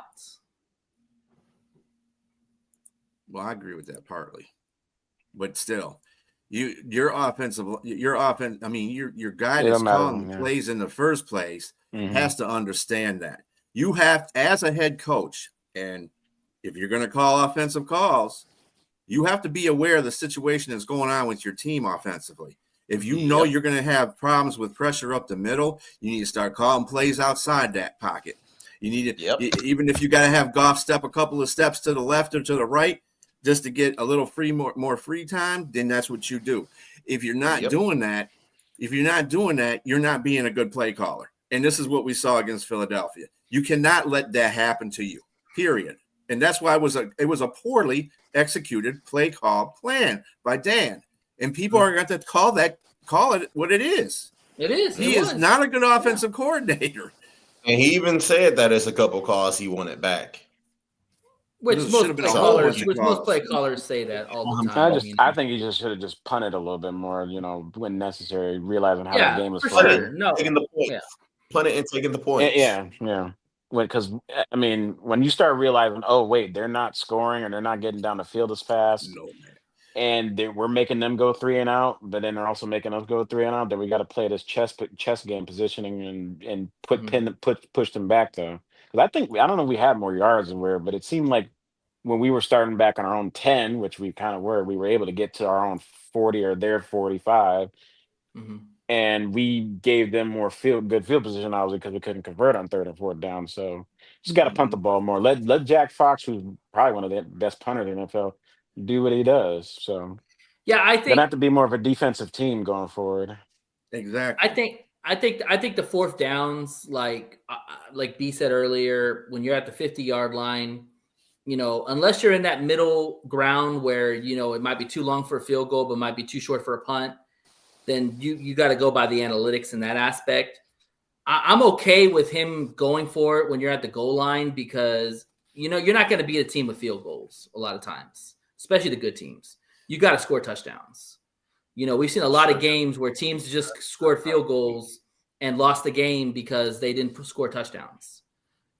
So you got to get those points when you can. But when you're at the 50-yard line, punt the ball. I totally. At the same time, though, you got to see what their offense is doing. Their offenses wasn't doing squat. They had 1 touchdown, so field goals would have made a difference in that game. Sorry, you're trading the field goals in that type of game is going to matter. They didn't have no problem. It would have made the game closer. They didn't have a problem not going for field goals. They kicked 3 of them. Come on. Yeah, it wasn't. That was credit to the defense. It wasn't like Philadelphia was just running up and down all the field. Exactly. No, they kept Saquon bottled up pretty good. It's just they stopped the tush push. They stopped the tush push at least 4 times in that game. That's the most I've ever seen anybody stop. But even a couple of field goals, we still would have lost the game. No, I don't think so. No, we wouldn't. I think we lost by 7 at 6. Let me ask you guys this question. Are you okay with going forward on 4th down? And let's just say it's particularly within goal to distance. It's in like 4th and goal or whatever. Are you okay if we're already like up 7-0, trying to go either 14, or should you want to just take the field goal and go up 10? Depending on who we're playing. If I'm playing a team like the Eagles, I'm taking the field goal. Why? Because how they played on offense, the Lions were stopping them. They were stopping their offense. So they had to score at least twice to get ahead of the Lions. All right, and that's why I preface it by saying if we already have 7 points on the board and you already got them down on your own 3-yard line. So if you don't go up 10, you're trying to go up 14 and forego the field points. By how the defense was playing, you at least got them pinned on their own 3-yard line. So I guess what I'm asking, what I'm prefacing is, are you okay with Dan Campbell being more aggressive if we already have a lead per se of a touchdown lead, basically? But are you okay with it there? You're trying to double Depending up, on the team, yes. or you could go up by 10, but you go up to go by 14. Are you okay with them putting that at risk? Yes. Okay. That just had to ask that. I was wondering. So the thing with Dan's aggressiveness, and we all have to just understand this and move on. He's not going to change his aggressiveness. He even said in his presser today, he's like, "Yeah, no, I'm not going to do that." The thing is that is he going to be more cautious about the longer 4th downs, like where the 50-yard lines where you change possessions? I sure as hell hope so. Because the thing is, in today's NFL, if you don't get that 4th down, that team could just kick a field goal with 10 more yards with all these kickers that are kicking like 50-yard bombs. So your margin for the defense is not very much to give up yards. So Mhm. maybe 10 yards at the most. If it's at the goal line, you bet your ass Dan's going to go for it. That's just what he does. And that's why I was asking. Analytics That's why I was too. asking if you guys can live with that. Analytics. Granted, if we already have, we have if no we're up choice. ahead. We have no choice. We praise him. That's his curse. Is that he's very aggressive. And that's a thing that he's gonna. And I'm starting to see it. And I didn't want to believe it at first, but that's the thing that's going to kill you when you're in the playoffs. We've been seeing it. We saw him against the 49ers. That you're playing. You cannot. Yeah. Well, the 49ers, we were up by 14 points, so we could go for it on fourth down. We could have kicked the field goal. That game had nothing to do with his fourth down call. It had to do with the execution of the fourth down call. Yeah, Josh Reynolds dropped 2 of the passes. But he could have been more conservative and kicked the field goal and added to the total, but he went for the kill shot. See, I can't really kill him on that one because Josh Reynolds had the ball in his hands and literally just dropped it. But so if he catches one of those 4th down passes, we could be talking about, hey, we got to the Super Bowl, but I can't tell you what we did because obviously that'd be just revisionist. That'd be bad. One of those 4th down passes. It was a lot of things that went into it, like Jahmyr Gibbs fumbling and then Christian McCaffrey running in for a score. Like that was another thing that killed him. I mean, adding points does not hurt. It backs the team up and it makes the team have to adjust on the fly to do things. They get desperate to try to keep a league or to try to keep up with you. That's why you try to add as many points as possible. That's why a game like Philadelphia, kicking field goals, no matter where you were, was very crucial because let's say he did kick a 40-yard field goal and they missed it. What's the difference between missing that field goal and then you going for it on that 4th down when you're already 0-3? Right. Well, let me ask you Statistics and analytics say you probably won't get it since you're already 0-3. So just take the damn points. But no, you want to go for it again and then let Philadelphia get it on their 45. Yeah. Let me ask you this question. Let me ask you this question. Y'all be honest with your answers on this, okay? When you watch Lions games, when he doesn't go for it, do you think in your mind, man, he should have gone for it, especially if it's a miss? Or especially if it's if they punt it and the other team comes back and scores a touchdown, like damn, he should have gone for it. No, because not necessarily. If he doesn't go for it and he punts and plays field position, I can understand that too. When he does go for it, I understand that's the mentality he instilled when he first started, especially that first year, which was pretty nasty. He was trying to instill a mentality, but now that you got a little bit better pieces to play with, he doesn't necessarily need to do it as much. But I think he did to what B was saying. He may be doing a little too much because he's trying to. I mean, he admits that's who they are, and I think that was when he was trying to initially instill his program here. And I think it's already set. Now you got the guys who understand, and it's okay. And matter of fact, Dan Campbell has changed every coach's approach a little bit in this league because every coach now is going for it on 4th and 3 or 4th and 3 or 4 at minimum. So. I understand why he's doing it, and I know as a fan, I've co-signed onto it because I know, one, that's kind of gotten us here, but 2, he doesn't need to do it as much, in my opinion. So if he doesn't do it, then I'm fine with that. He needs to be smart about it. That's what I'm saying. Yeah, but you got this uncontrollable urge to keep going for it and just being petty and doing it because I'm going to do it because I'm Dan Campbell and I said we're going to do it. That's bullshit. You need to think about what the game is. That's what I think he wasn't trusting his defense because he was probably worried that the Eagles probably. Well, if he wasn't trusting his defense, he's a damn fool. I think he said his defense played lights out. Like, yeah. Well, and that's another. But that also goes back to the point of when you're in the early phase of that game, especially going in that game. I didn't know that nobody was going to put up over. Everybody was going to be short of 20 points.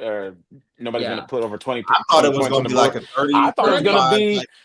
I thought it was going to be 24-28 or something like that. That's what I thought. I was expecting going in that game, expecting to see a few more touchdowns on the board. But as the game was flowing, yes, you could. To your point, he didn't adjust to it. But I can understand why weather conditions had a lot to do with it. I got to do this because I can't rely on that bubble gum and duct tape secondary to hold up all night against AJ Brown and Devonta Smith. But the secondary did a damn good job. When you actually take the, it's funny to Jay's point when you actually take the points, which he should have done. And actually, I think it helps your defense play a little bit more relaxed and loose. Because I think if a defense like Cleveland's defense, like Myles Garrett, you're playing all tight, but you're making plays. If you're always worried about giving up the lead, you're going to play a little bit tighter, and you might overthink and make a wrong move or not adjust. So I think when you have a lead, or at least what if they have gone up 7-6, JMO side, then that helps the defense play a little bit loose. But they played with their hair on fire and they contained the Eagles best they Yeah. could all night. So a few more punts decision as opposed to 4 downs and taking the points. Who knows what we're talking about right Let me ask now? y'all. So he should have trusted his defense as the game was flowing. But I understand going into that game, he's thinking we got to score at all costs because I have no secondary. Let me ask y'all a question because I need some clarification on something. So I feel like the turning point of the game was when the Lions scored the touchdown. They missed the extra point, so it was 6-6. Or 6. Was 7-6 or 6-6? It was 6-7. Yeah, 6-6. Like the Eagles had 2 field goals, the Lions scored a touchdown, and we didn't get the extra point. This was the turning point for me because the Eagles, like B said, the Eagles had offense had done nothing the whole game, literally nothing. And I think either we punted or maybe kicked off, but they scored. The defense allowed them to score a touchdown all the way down the field, and then we ended the half down 13-6. That was a short field, by the way. Yeah, I think that's a game of fourth down. That was one of the bad 4th down calls. That was the fake punt. I thought we punted on that. I think that was the fake punt, if I'm not mistaken. That was a fake punt. Yeah, that was what it was. It was the fake punt. Okay. That was the turning point of the game, and you want to know why? Because with every 4th down failure, I felt like the Eagles kept building momentum while the Lions were losing steam. Of course, they're getting half the field to execute when their offense ain't doing shit. I think that was the problem, is that the Lions were trying to get that spark, that ignition, that ignition of the offense to get them going, but they just never got it because they were horrible once again on 3rd down. They couldn't sustain long drives. They couldn't sustain those drives that could wear down the defense and you can just explode with Jahmyr Gibbs. They couldn't do that. The reason why they were horrible on 3rd downs, because he was playing for 4th downs. When you have a coach that goes for it all the time on 4th downs like that, that's what you're doing. You're using all 4 downs. You got to still play basic football. This is a point that Dan Campbell should understand by now. All his time in the league and being a player in this league, you have to do that kind of stuff. I understand that you trust your team to a point, okay? But if you're going to go for it on 4th down, have better play calling than what they have. Running 4 straight times is not good play calling. Sorry. Nope. Unless you got the offensive line to do it. I think that was kind of right now. But that's the point I'm trying to make. You know you don't have the offensive line to do that. And here's the problem. Maybe he shouldn't be calling the plays. He should be calling the plays because John Morton. I'm sorry, but John Morton, his play calling sequencing, kind of night and day, and I'm fine with Dan Campbell calling the plays. The problem is, I just don't think, and you can call the best play sequencing you have. I just don't think with that interior offensive line you have enough to get everything executed that you need to get executed. Think about this. If you're a play caller, and be honest with yourself with this answer, if you're a play caller, you're in control of calling the plays, right? That's your job. You don't think that if you see a play on that sheet that looks damn good, you're like, you know what? I'm going to go for that because I know that I believe my players, we can do that. Situational. Situation. But you're in the call sheet. You're living in the call sheet. Like every play caller will tell you, they want to get in the flow. They feel good about the call at the time. Of course, everything's hindsight's 2020. What I'm saying is, now that Dan is calling the plays, he's probably more influenced by his own calls to want to go for it more. To whereas if he's not the play caller, they're just asking, "Hey Dan, do you want to go for this?" And then he can think about it. I think it alluded really quick. Hold on, really quick, George. I think it kind of alluded to what B said before. He was playing for 4th down. That's what it was. Because he liked the call on 4th down that he thought was better instead of your normal 3. So he probably do something a little bit unorthodox because he knew he had 4 downs to go out there and try to get that 1st down. Honestly, I think Dan's always playing 4th down, man.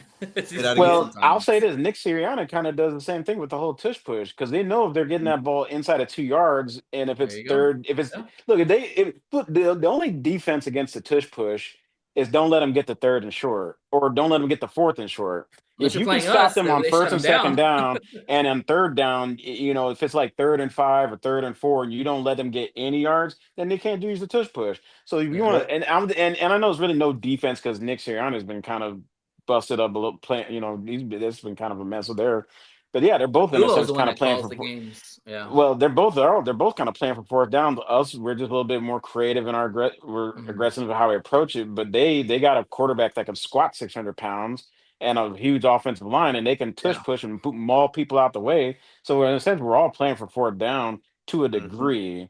And yeah, granted, we don't have the personnel to do what they kind of do. What I'm saying is, though, when you're calling these fourth downs, you gotta understand the flow of the game. Okay. Right. Philadelphia the whole season's had problems offensively.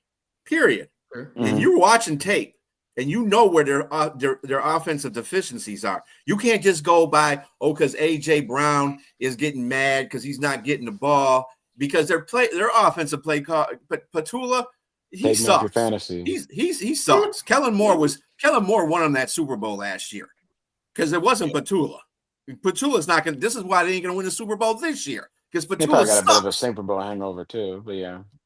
And one of their biggest problems is they don't have that Saquon Barkley that goes out there and average 5.5, 6 yards. Because he had 2,000 yards last year. He's tired, man. He's not that same. Everybody's got tape on them. A lot of spark of their offense away. And they're keying in. They don't trust. They don't trust Hurts to throw the ball. Up until the middle of that game. The whole offense is different. Also up until the middle of that game, and here's where Nick Sirianni they made an adjustment, and Chris Collinsworth pointed out, Jalen Hurts hadn't really been running that much this season. Yeah. Then they decided, this Lions defense is actually making it harder for us to score. We need to get. He escaped a couple of times. So they spread out the defense, and he called his own number, and then they would run and get 4 or 5 yards, and that's how really they were manufacturing a lot of those key first downs.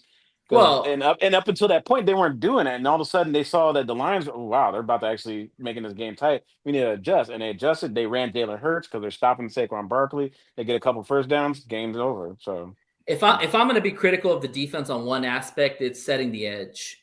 When Tanks Bigsby got in the game, he ran wild, and that led to that touchdown at the end of the half. I wonder why we can't set the edge. I wonder why. Yeah. Oh, he's stuck in. That's why. I mean, could believe we don't have enough good edge pressure to set the edge. I know, right? It's only one player on defense. I mean, it's everybody all together. Shep will tell you that first and foremost. And that defense got to get some more takeaways. Shep is a hell of a DC. Hey, Shep, let me go get you some more dogs, some more chess pieces to play with. Yeah, that's what Brad should be doing. Again, you don't think he tried? Hey, what more can I do? I don't think he tried, because he said that, hey, people are upset. I don't think so. No, I don't think so. That's pure ignorance. That's pure ignorance.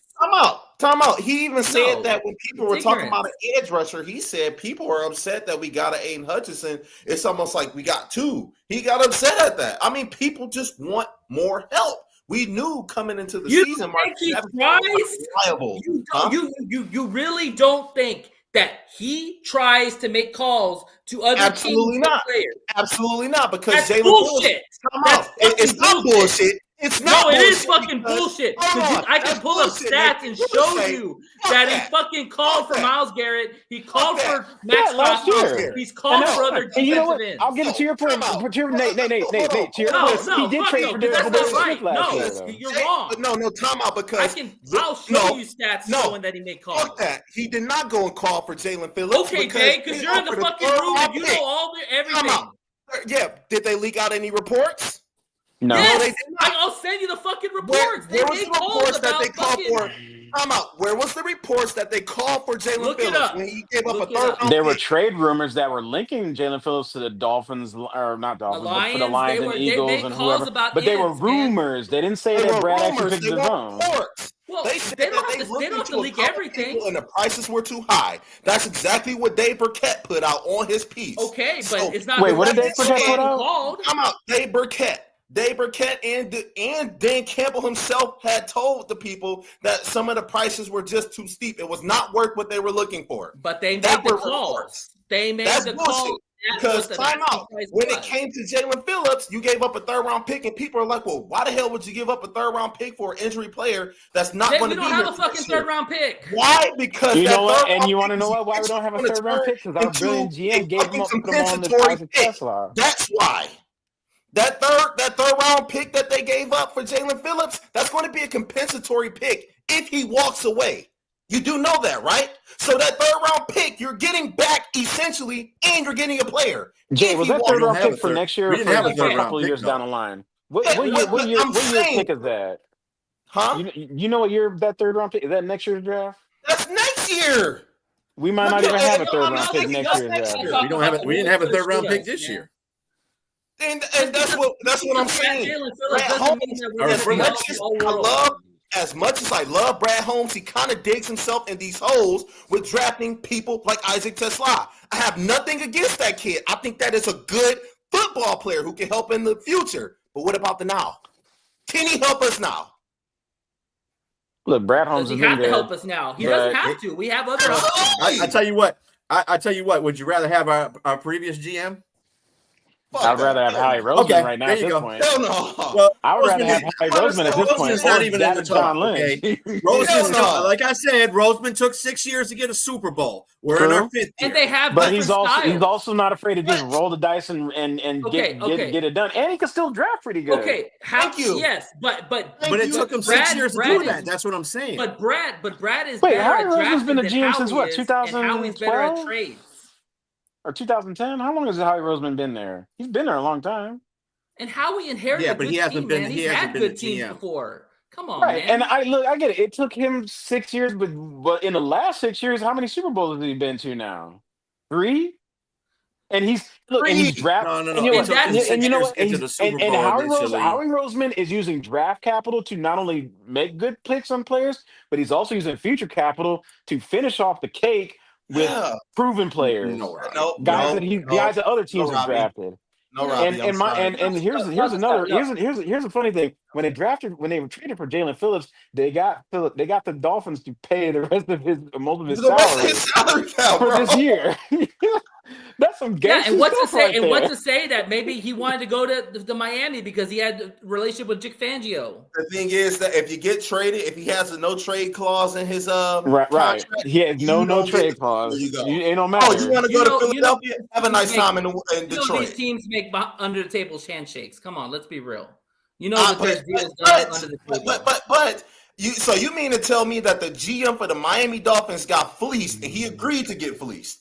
With the Miami Dolphins, I said that they helped each other out. No, he's also saying because I guess maybe Jalen Phillips went to the GM and said, "Hey, I like the Eagles because of Vic Fangio, that he did him a solid, just like Brad Holmes did Matthew Stafford a solid because Matthew Stafford asked to go to LA." Now, if that is the case, I agree with that. Okay, but at the same time, if I'm a GM running an organization and if the Lions offer me a better package of draft compensation, I don't care about what you like. I'm going to send you where I can get the better where I can able to help my team if that's helping me out. Now, Miami Dolphins maybe there's that family relationship of, hey, you went to Vic Fangio, you like him, we'll do you solid. I guess Miami Dolphins. You know what? If Jalen Phillips, Miami Dolphins, if Jalen Phillips wins a fucking Super Bowl, you can talk. Okay, man, he's on a team. He's on a team that's favored to be back to the Super Bowl. And might I add, you hold the number 1 seed in the NFC. And might I add that he fucking created 4 pressures without a sack against the Lions. And how much better would he make our defense? We already have a top 10 defense. He will make our defense then make it better. Jalen Phillips is so good at stopping the edge. Hold on, hey, Nate, if our defense is top 10, then I want to be top 5. If we're top 5, then I want to be top 3. And if we're top 3, then I want to be number 1. What's wrong with having more edge rushers? You can never have enough killers to kill their team's quarterback. And they have guys. They have all dudes about that is you got to have a quarterback. You got to have guys that protect your quarterback, and then you have guys that you got to have a whole bunch of guys to go kill the other team's quarterback. Thank you. Yeah, and that was the reason why we lost, right? That's the reason why all our losses. Yeah, hold on. Let me tell you this. Dan Campbell coached the Miami Dolphins. You don't think he got pulled down there to say, hey, you know what? We'll give up X, Y, and Z if you give us Jalen Phillips. You don't think he could have done that? He has connections. Like I said, in the last 3 games, do you know where the Lions are in a takeaway differential? They're a -1 in takeaway differential. They do not create turnovers. You want to know why? We're not because at Kirby's job. We're not getting turnovers. Yeah. Well, of course. We're just not getting turnovers. Dan said that himself. We're not getting turnovers. They're a -1 in turnover differential. Okay, you don't think fine. a more defensive player would help? But you act like Jalen Phillips is all fucking all world. No, I mean, I'm not he saying just, he's he all just, world. he I'm just saying on a Jalen, team Jalen like Phillips just now, adds on to two other guys that are already dogs in the Okay, middle. and Philadelphia was horrible in their sacks. They were 24th in sacks. They needed Nate, an edge rusher. our We best just paid defensive ours, linemen 97. are Aiden Hutchinson and Liam McNeil. What's wrong with getting them more help? What's wrong with adding more? What's just wrong with more? DJ Because Reader's we don't fine. have the fucking money. We got to pay other people. No, you got then you've been fine the money. The cap's gonna go up. thank you. And you know what? And you know, along with the fucking cap going up, and it's so you're not gonna easy keep. to do You want to this. keep everybody. I mean, somebody's gonna go. Somebody's gonna have to leave. leave eventually. Y'all are funny Lions fans, man. No, we just want to win a We're just Super Bowl. realistic and what more. I'm not going to drink their bad water. That's not what I'm going to do. I'm going to call out their bullshit. That's okay, what call we out do. their That's bullshit, what Jay. Let's see if Phillips wins the Super Bowl. Then you can talk. I mean, shit. Let's about that. Hey, he holds the number 1 seed right now. They're in a better position than we are right now. Hey, all I know is I'll bet you $100 right now.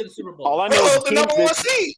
Jay, Okay. and Nate, check this out. All I know is that the teams that have come out of the NFC the last 5-6 years, the teams that have come out of the NFC hosting the Super Bowl the last 5-6 years, they've all drafted well, they've all scouted well, but they've all have spent draft capital into getting guys that were on other teams who were bad or whatever was going on with them to get the guys that they needed to put them over the top. I think this past offseason, we should have went a little bit more F them picks mode. Yeah, when a guy already picks the Rams did that, and guess what? And I'm gonna use the Rams example. They traded for Stafford, but that wasn't even it. They already had Aaron Donald there. They traded for Von Miller. Yeah, they traded for Jalen Ramsey, and they traded for Odell Beckham Jr. We don't have a stacked team. We're still working. And you know what? We should have traded away some more capital to try to stack it like they had it stacked. That team had Voltron on their side. And you know, along with that, yes, they were bad for like 2.5 years, and they rebuilt. And guess what? While they were bad, we kind of came up, and guess who we were hosting in the playoffs the first time we hosted the playoffs in 30 years? The Rams. Who was that? We came off of an F them picks mode, Super Bowl, busted out. Their Hall of Fame defensive tackle retired, and then they were in the playoffs like 2.5 years later. I'm not doing this with y'all. Let's move on. I'm just saying. We should. I mean, there's nobody in the 2026 draft that's going to help you win a Super Bowl now or even next year. George, we got to get to Liz's segment though. Like I said, we'll see what happens at the end of the season. I mean, that's all you can go by. Exactly. Whatever it is. I mean, y'all had good argument points on either way, but we'll see. Anyway, hey Liz, how you doing? What's up, Liz? Why are you shaking your head? Man, guys, y'all can go back to what y'all are doing because this is some popcorn moment. I know, ain't it? Right. Yeah, I mean, after a certain point, man, I said, forget it. I'll let y'all kill each other. Oh my God, hold on. I'm listening. All right, go for it, Liz. Yours. I don't even know what to say. Talk about your Texans. They won. You won. Hey Liz, I'll offer you a 4th-round pick if you send me Will Anderson. No. I'll send you a 1st-round pick for Will Anderson. Yeah, that's a no. You ain't got the money to pay him now. Yeah, go ahead. The Texans do got money, but they somehow don't know where to spend it at. That's all I know. Rest in peace, Tank. Though. I'm just saying, that Tank, dude I don't even tore know all what's 4 of his going on. ligaments. Like, what is going on with him? They haven't said anything in the media about Mr. Dell, but he's not gonna be back until next season. I mean, I don't even know if he's gonna come back. That's the talk of the town. That's the talk of Houston. Like they don't even know if he's gonna come back. Yeah. Anyway, wow. Tell us about the win. Tell us about the win. So yes, the Texans won. It was great, but I mean, the Texans still did a lot of stuff wrong. They're still digging early holes. Another slow start. 6-0, missed early chances. This team keeps making itself come back from behind. I'm sorry I sound like all crazy, but they missed red zone opportunities. Houston had a golden shot at the goal line, but Mills got sacked on the 4th and goal from the 1, left points on the board. There was missed field goal. I mean, Mr. Fairbear is out, but Mr. Wright is here, and he needs to be Mr. Right now. He hit the upright from the 31 yards on the opening drive. Could have been costly. Too many pressure plays allowed. Titans had 4 sacks with Jeffrey Simmons disrupting the pocket. Pass protection was shaky. It was yeah, we won. I felt like Texans should have did way better. I mean, because they're the Titans. They should have been way better. Like there should have been a lot of points on that board. True.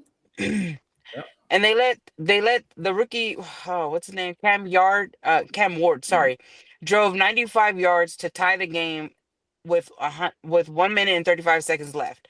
A defense lapse that almost flipped that outcome. Like they could have been better. They should have been way better. I don't know what was going on with the Texans that day. I felt like they were just kind of shaky. I don't even know why. Like it was Titans. They were 1-8, now 1-9. Like they were just not themselves that day. And that's the shit. Oh, I'm sorry. Didn't mean to cuss. I just feel that the Titans we're going to play better anyway because they were at home. Right. But I didn't think they're going to score as many points as they did. But the defense, Their you're offense going to is have to, terrible. you're going to have to face the fact that the defense is going to have to win a lot of these games or keep them in the games to win the games. And that's good because Houston has the number 1 defense in the league. No, so we do. That's not a problem.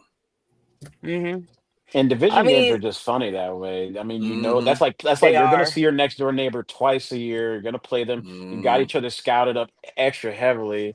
And you draft, and some of your drafting is influenced by how good your in-division rivals are. So, and you knew there was going to be a fight too because they lost 26-0. It is. I know in this time we don't really respect like the Bears, but the Bears tend to always play us pretty tight and give us problems, even though we've beaten them a little bit more consistently. But the in-division rivals, those games, I always expect them to be a little bit uncomfortable because you guys know each other so well.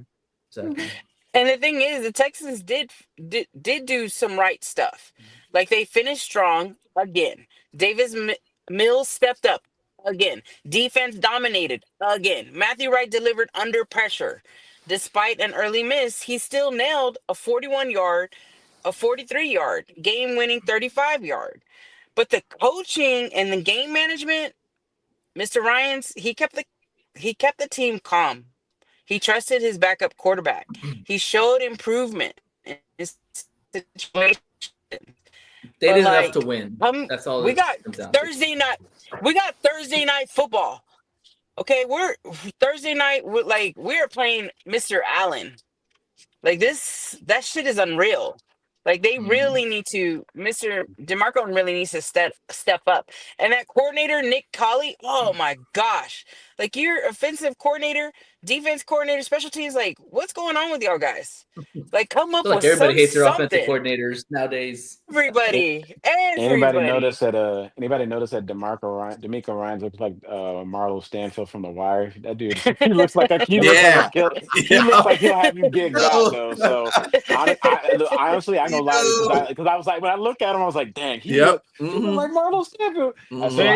And you know what? But he's got that program together. I think the players play for him, so I got a lot of respect for DeMarco Ryans. Yeah, and he was a former D coordinator for San Francisco, right? Yes, he was. Yeah, so he knows how to run. He knows how to run the defense. Former defensive player there. Just looking at him, I'm like, I keep thinking about that scene where he had Lil Kevin just taken out. I'm just like, dang, DeMarco Ryans is a killer.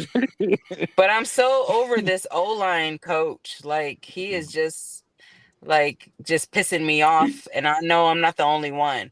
But I know the Texans need to come through this Thursday. They need to attack Buffalo's secondary. They need to run right at them. Don't bounce outside. Buffalo struggles inside the zone. And so I feel like if Buffalo defense breaks late in drives, Houston can win it. Like they can do 8 to 12 play drives. They can get it. They can get it done.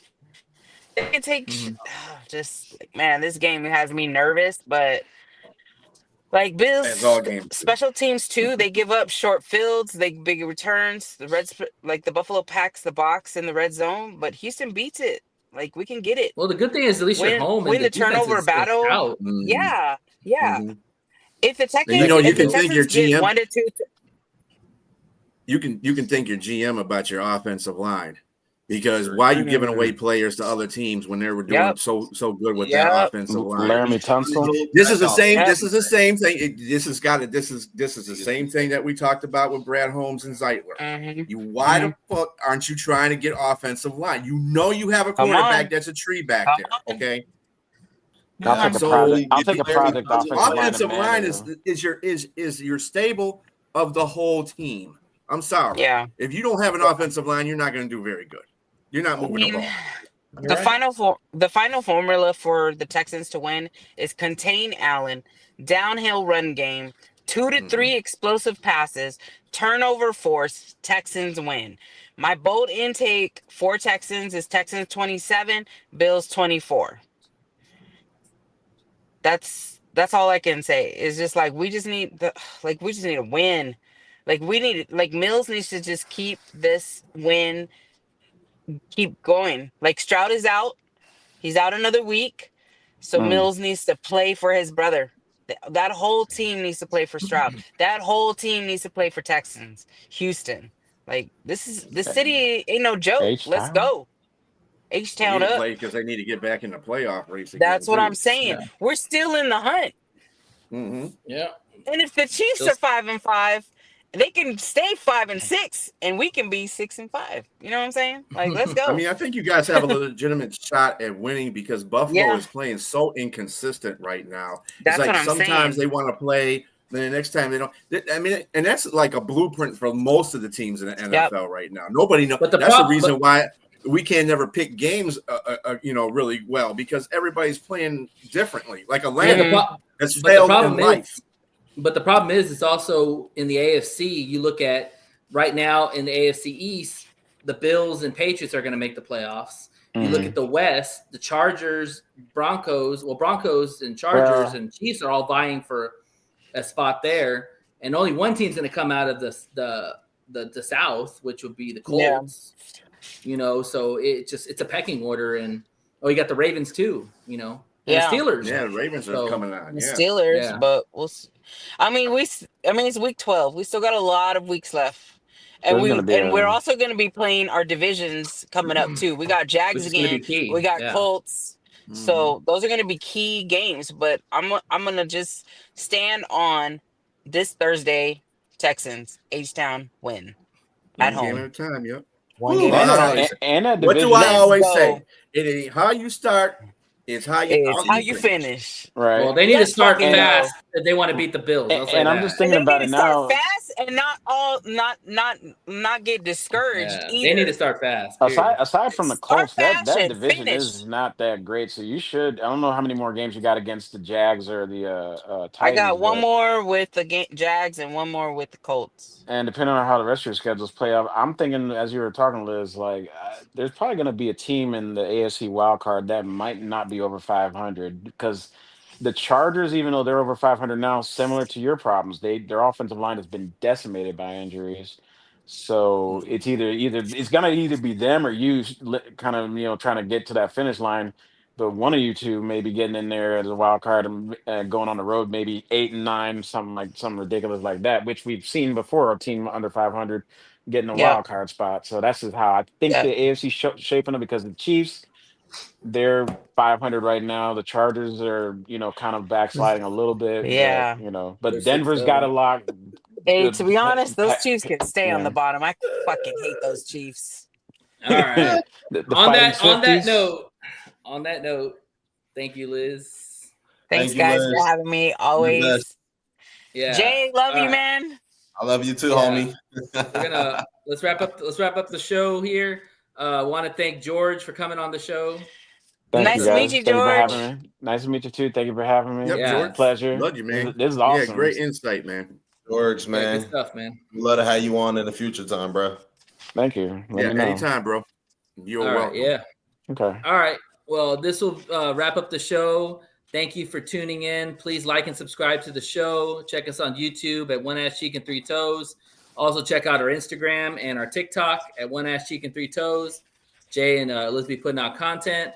I want to thank you for all the people that listen to the show. As always, to the haters of the South, to the haters of the North, you hate us because you ain't us. Y'all have yourself a blessed evening. We'll see y'all next week. And oh, by the way, Thursday, Jay and B will hold down the All 32. Check out for your bets. Talk about some matchups, injury reports, fantasy reports. I will be in Detroit. I will be going to the Giants game. So 313. Exactly. 313. Get ready for me. Hey, that That's rhymes. on. Anyways, y'all have yourself a blessed evening. Thank you for tuning into the show. Have a good night. Bye. Hasta luego. You cannot see what's in front of you. Yeah, promise that you get the running to if you knew what's about to come to you. It's about to get real dangerous. It's about to get real dangerous. It's about to get real dangerous. It's about to get real dangerous. It's about to get real dangerous. It's about to get real dangerous. It's about to get real dangerous. It's about to get real dangerous. Yeah, watch out, pop out, black out, wop out, beat 'em up, knock out. I had to see with it. I had to cover their head and cover their necks at the same time. I had to take out the ref. I make my own. Remember, Dre's Daiquiri Shop at Cotton Gin, 441 Railroad Street in Maxwell, Texas, 78656. Daiquiris, food, football, and fun. All a part of a game day victory. If you subscribe to One Ass Cheek, 3 Toes on YouTube, you'll receive 5% off your total purchase or a free shot. Proof of subscription required.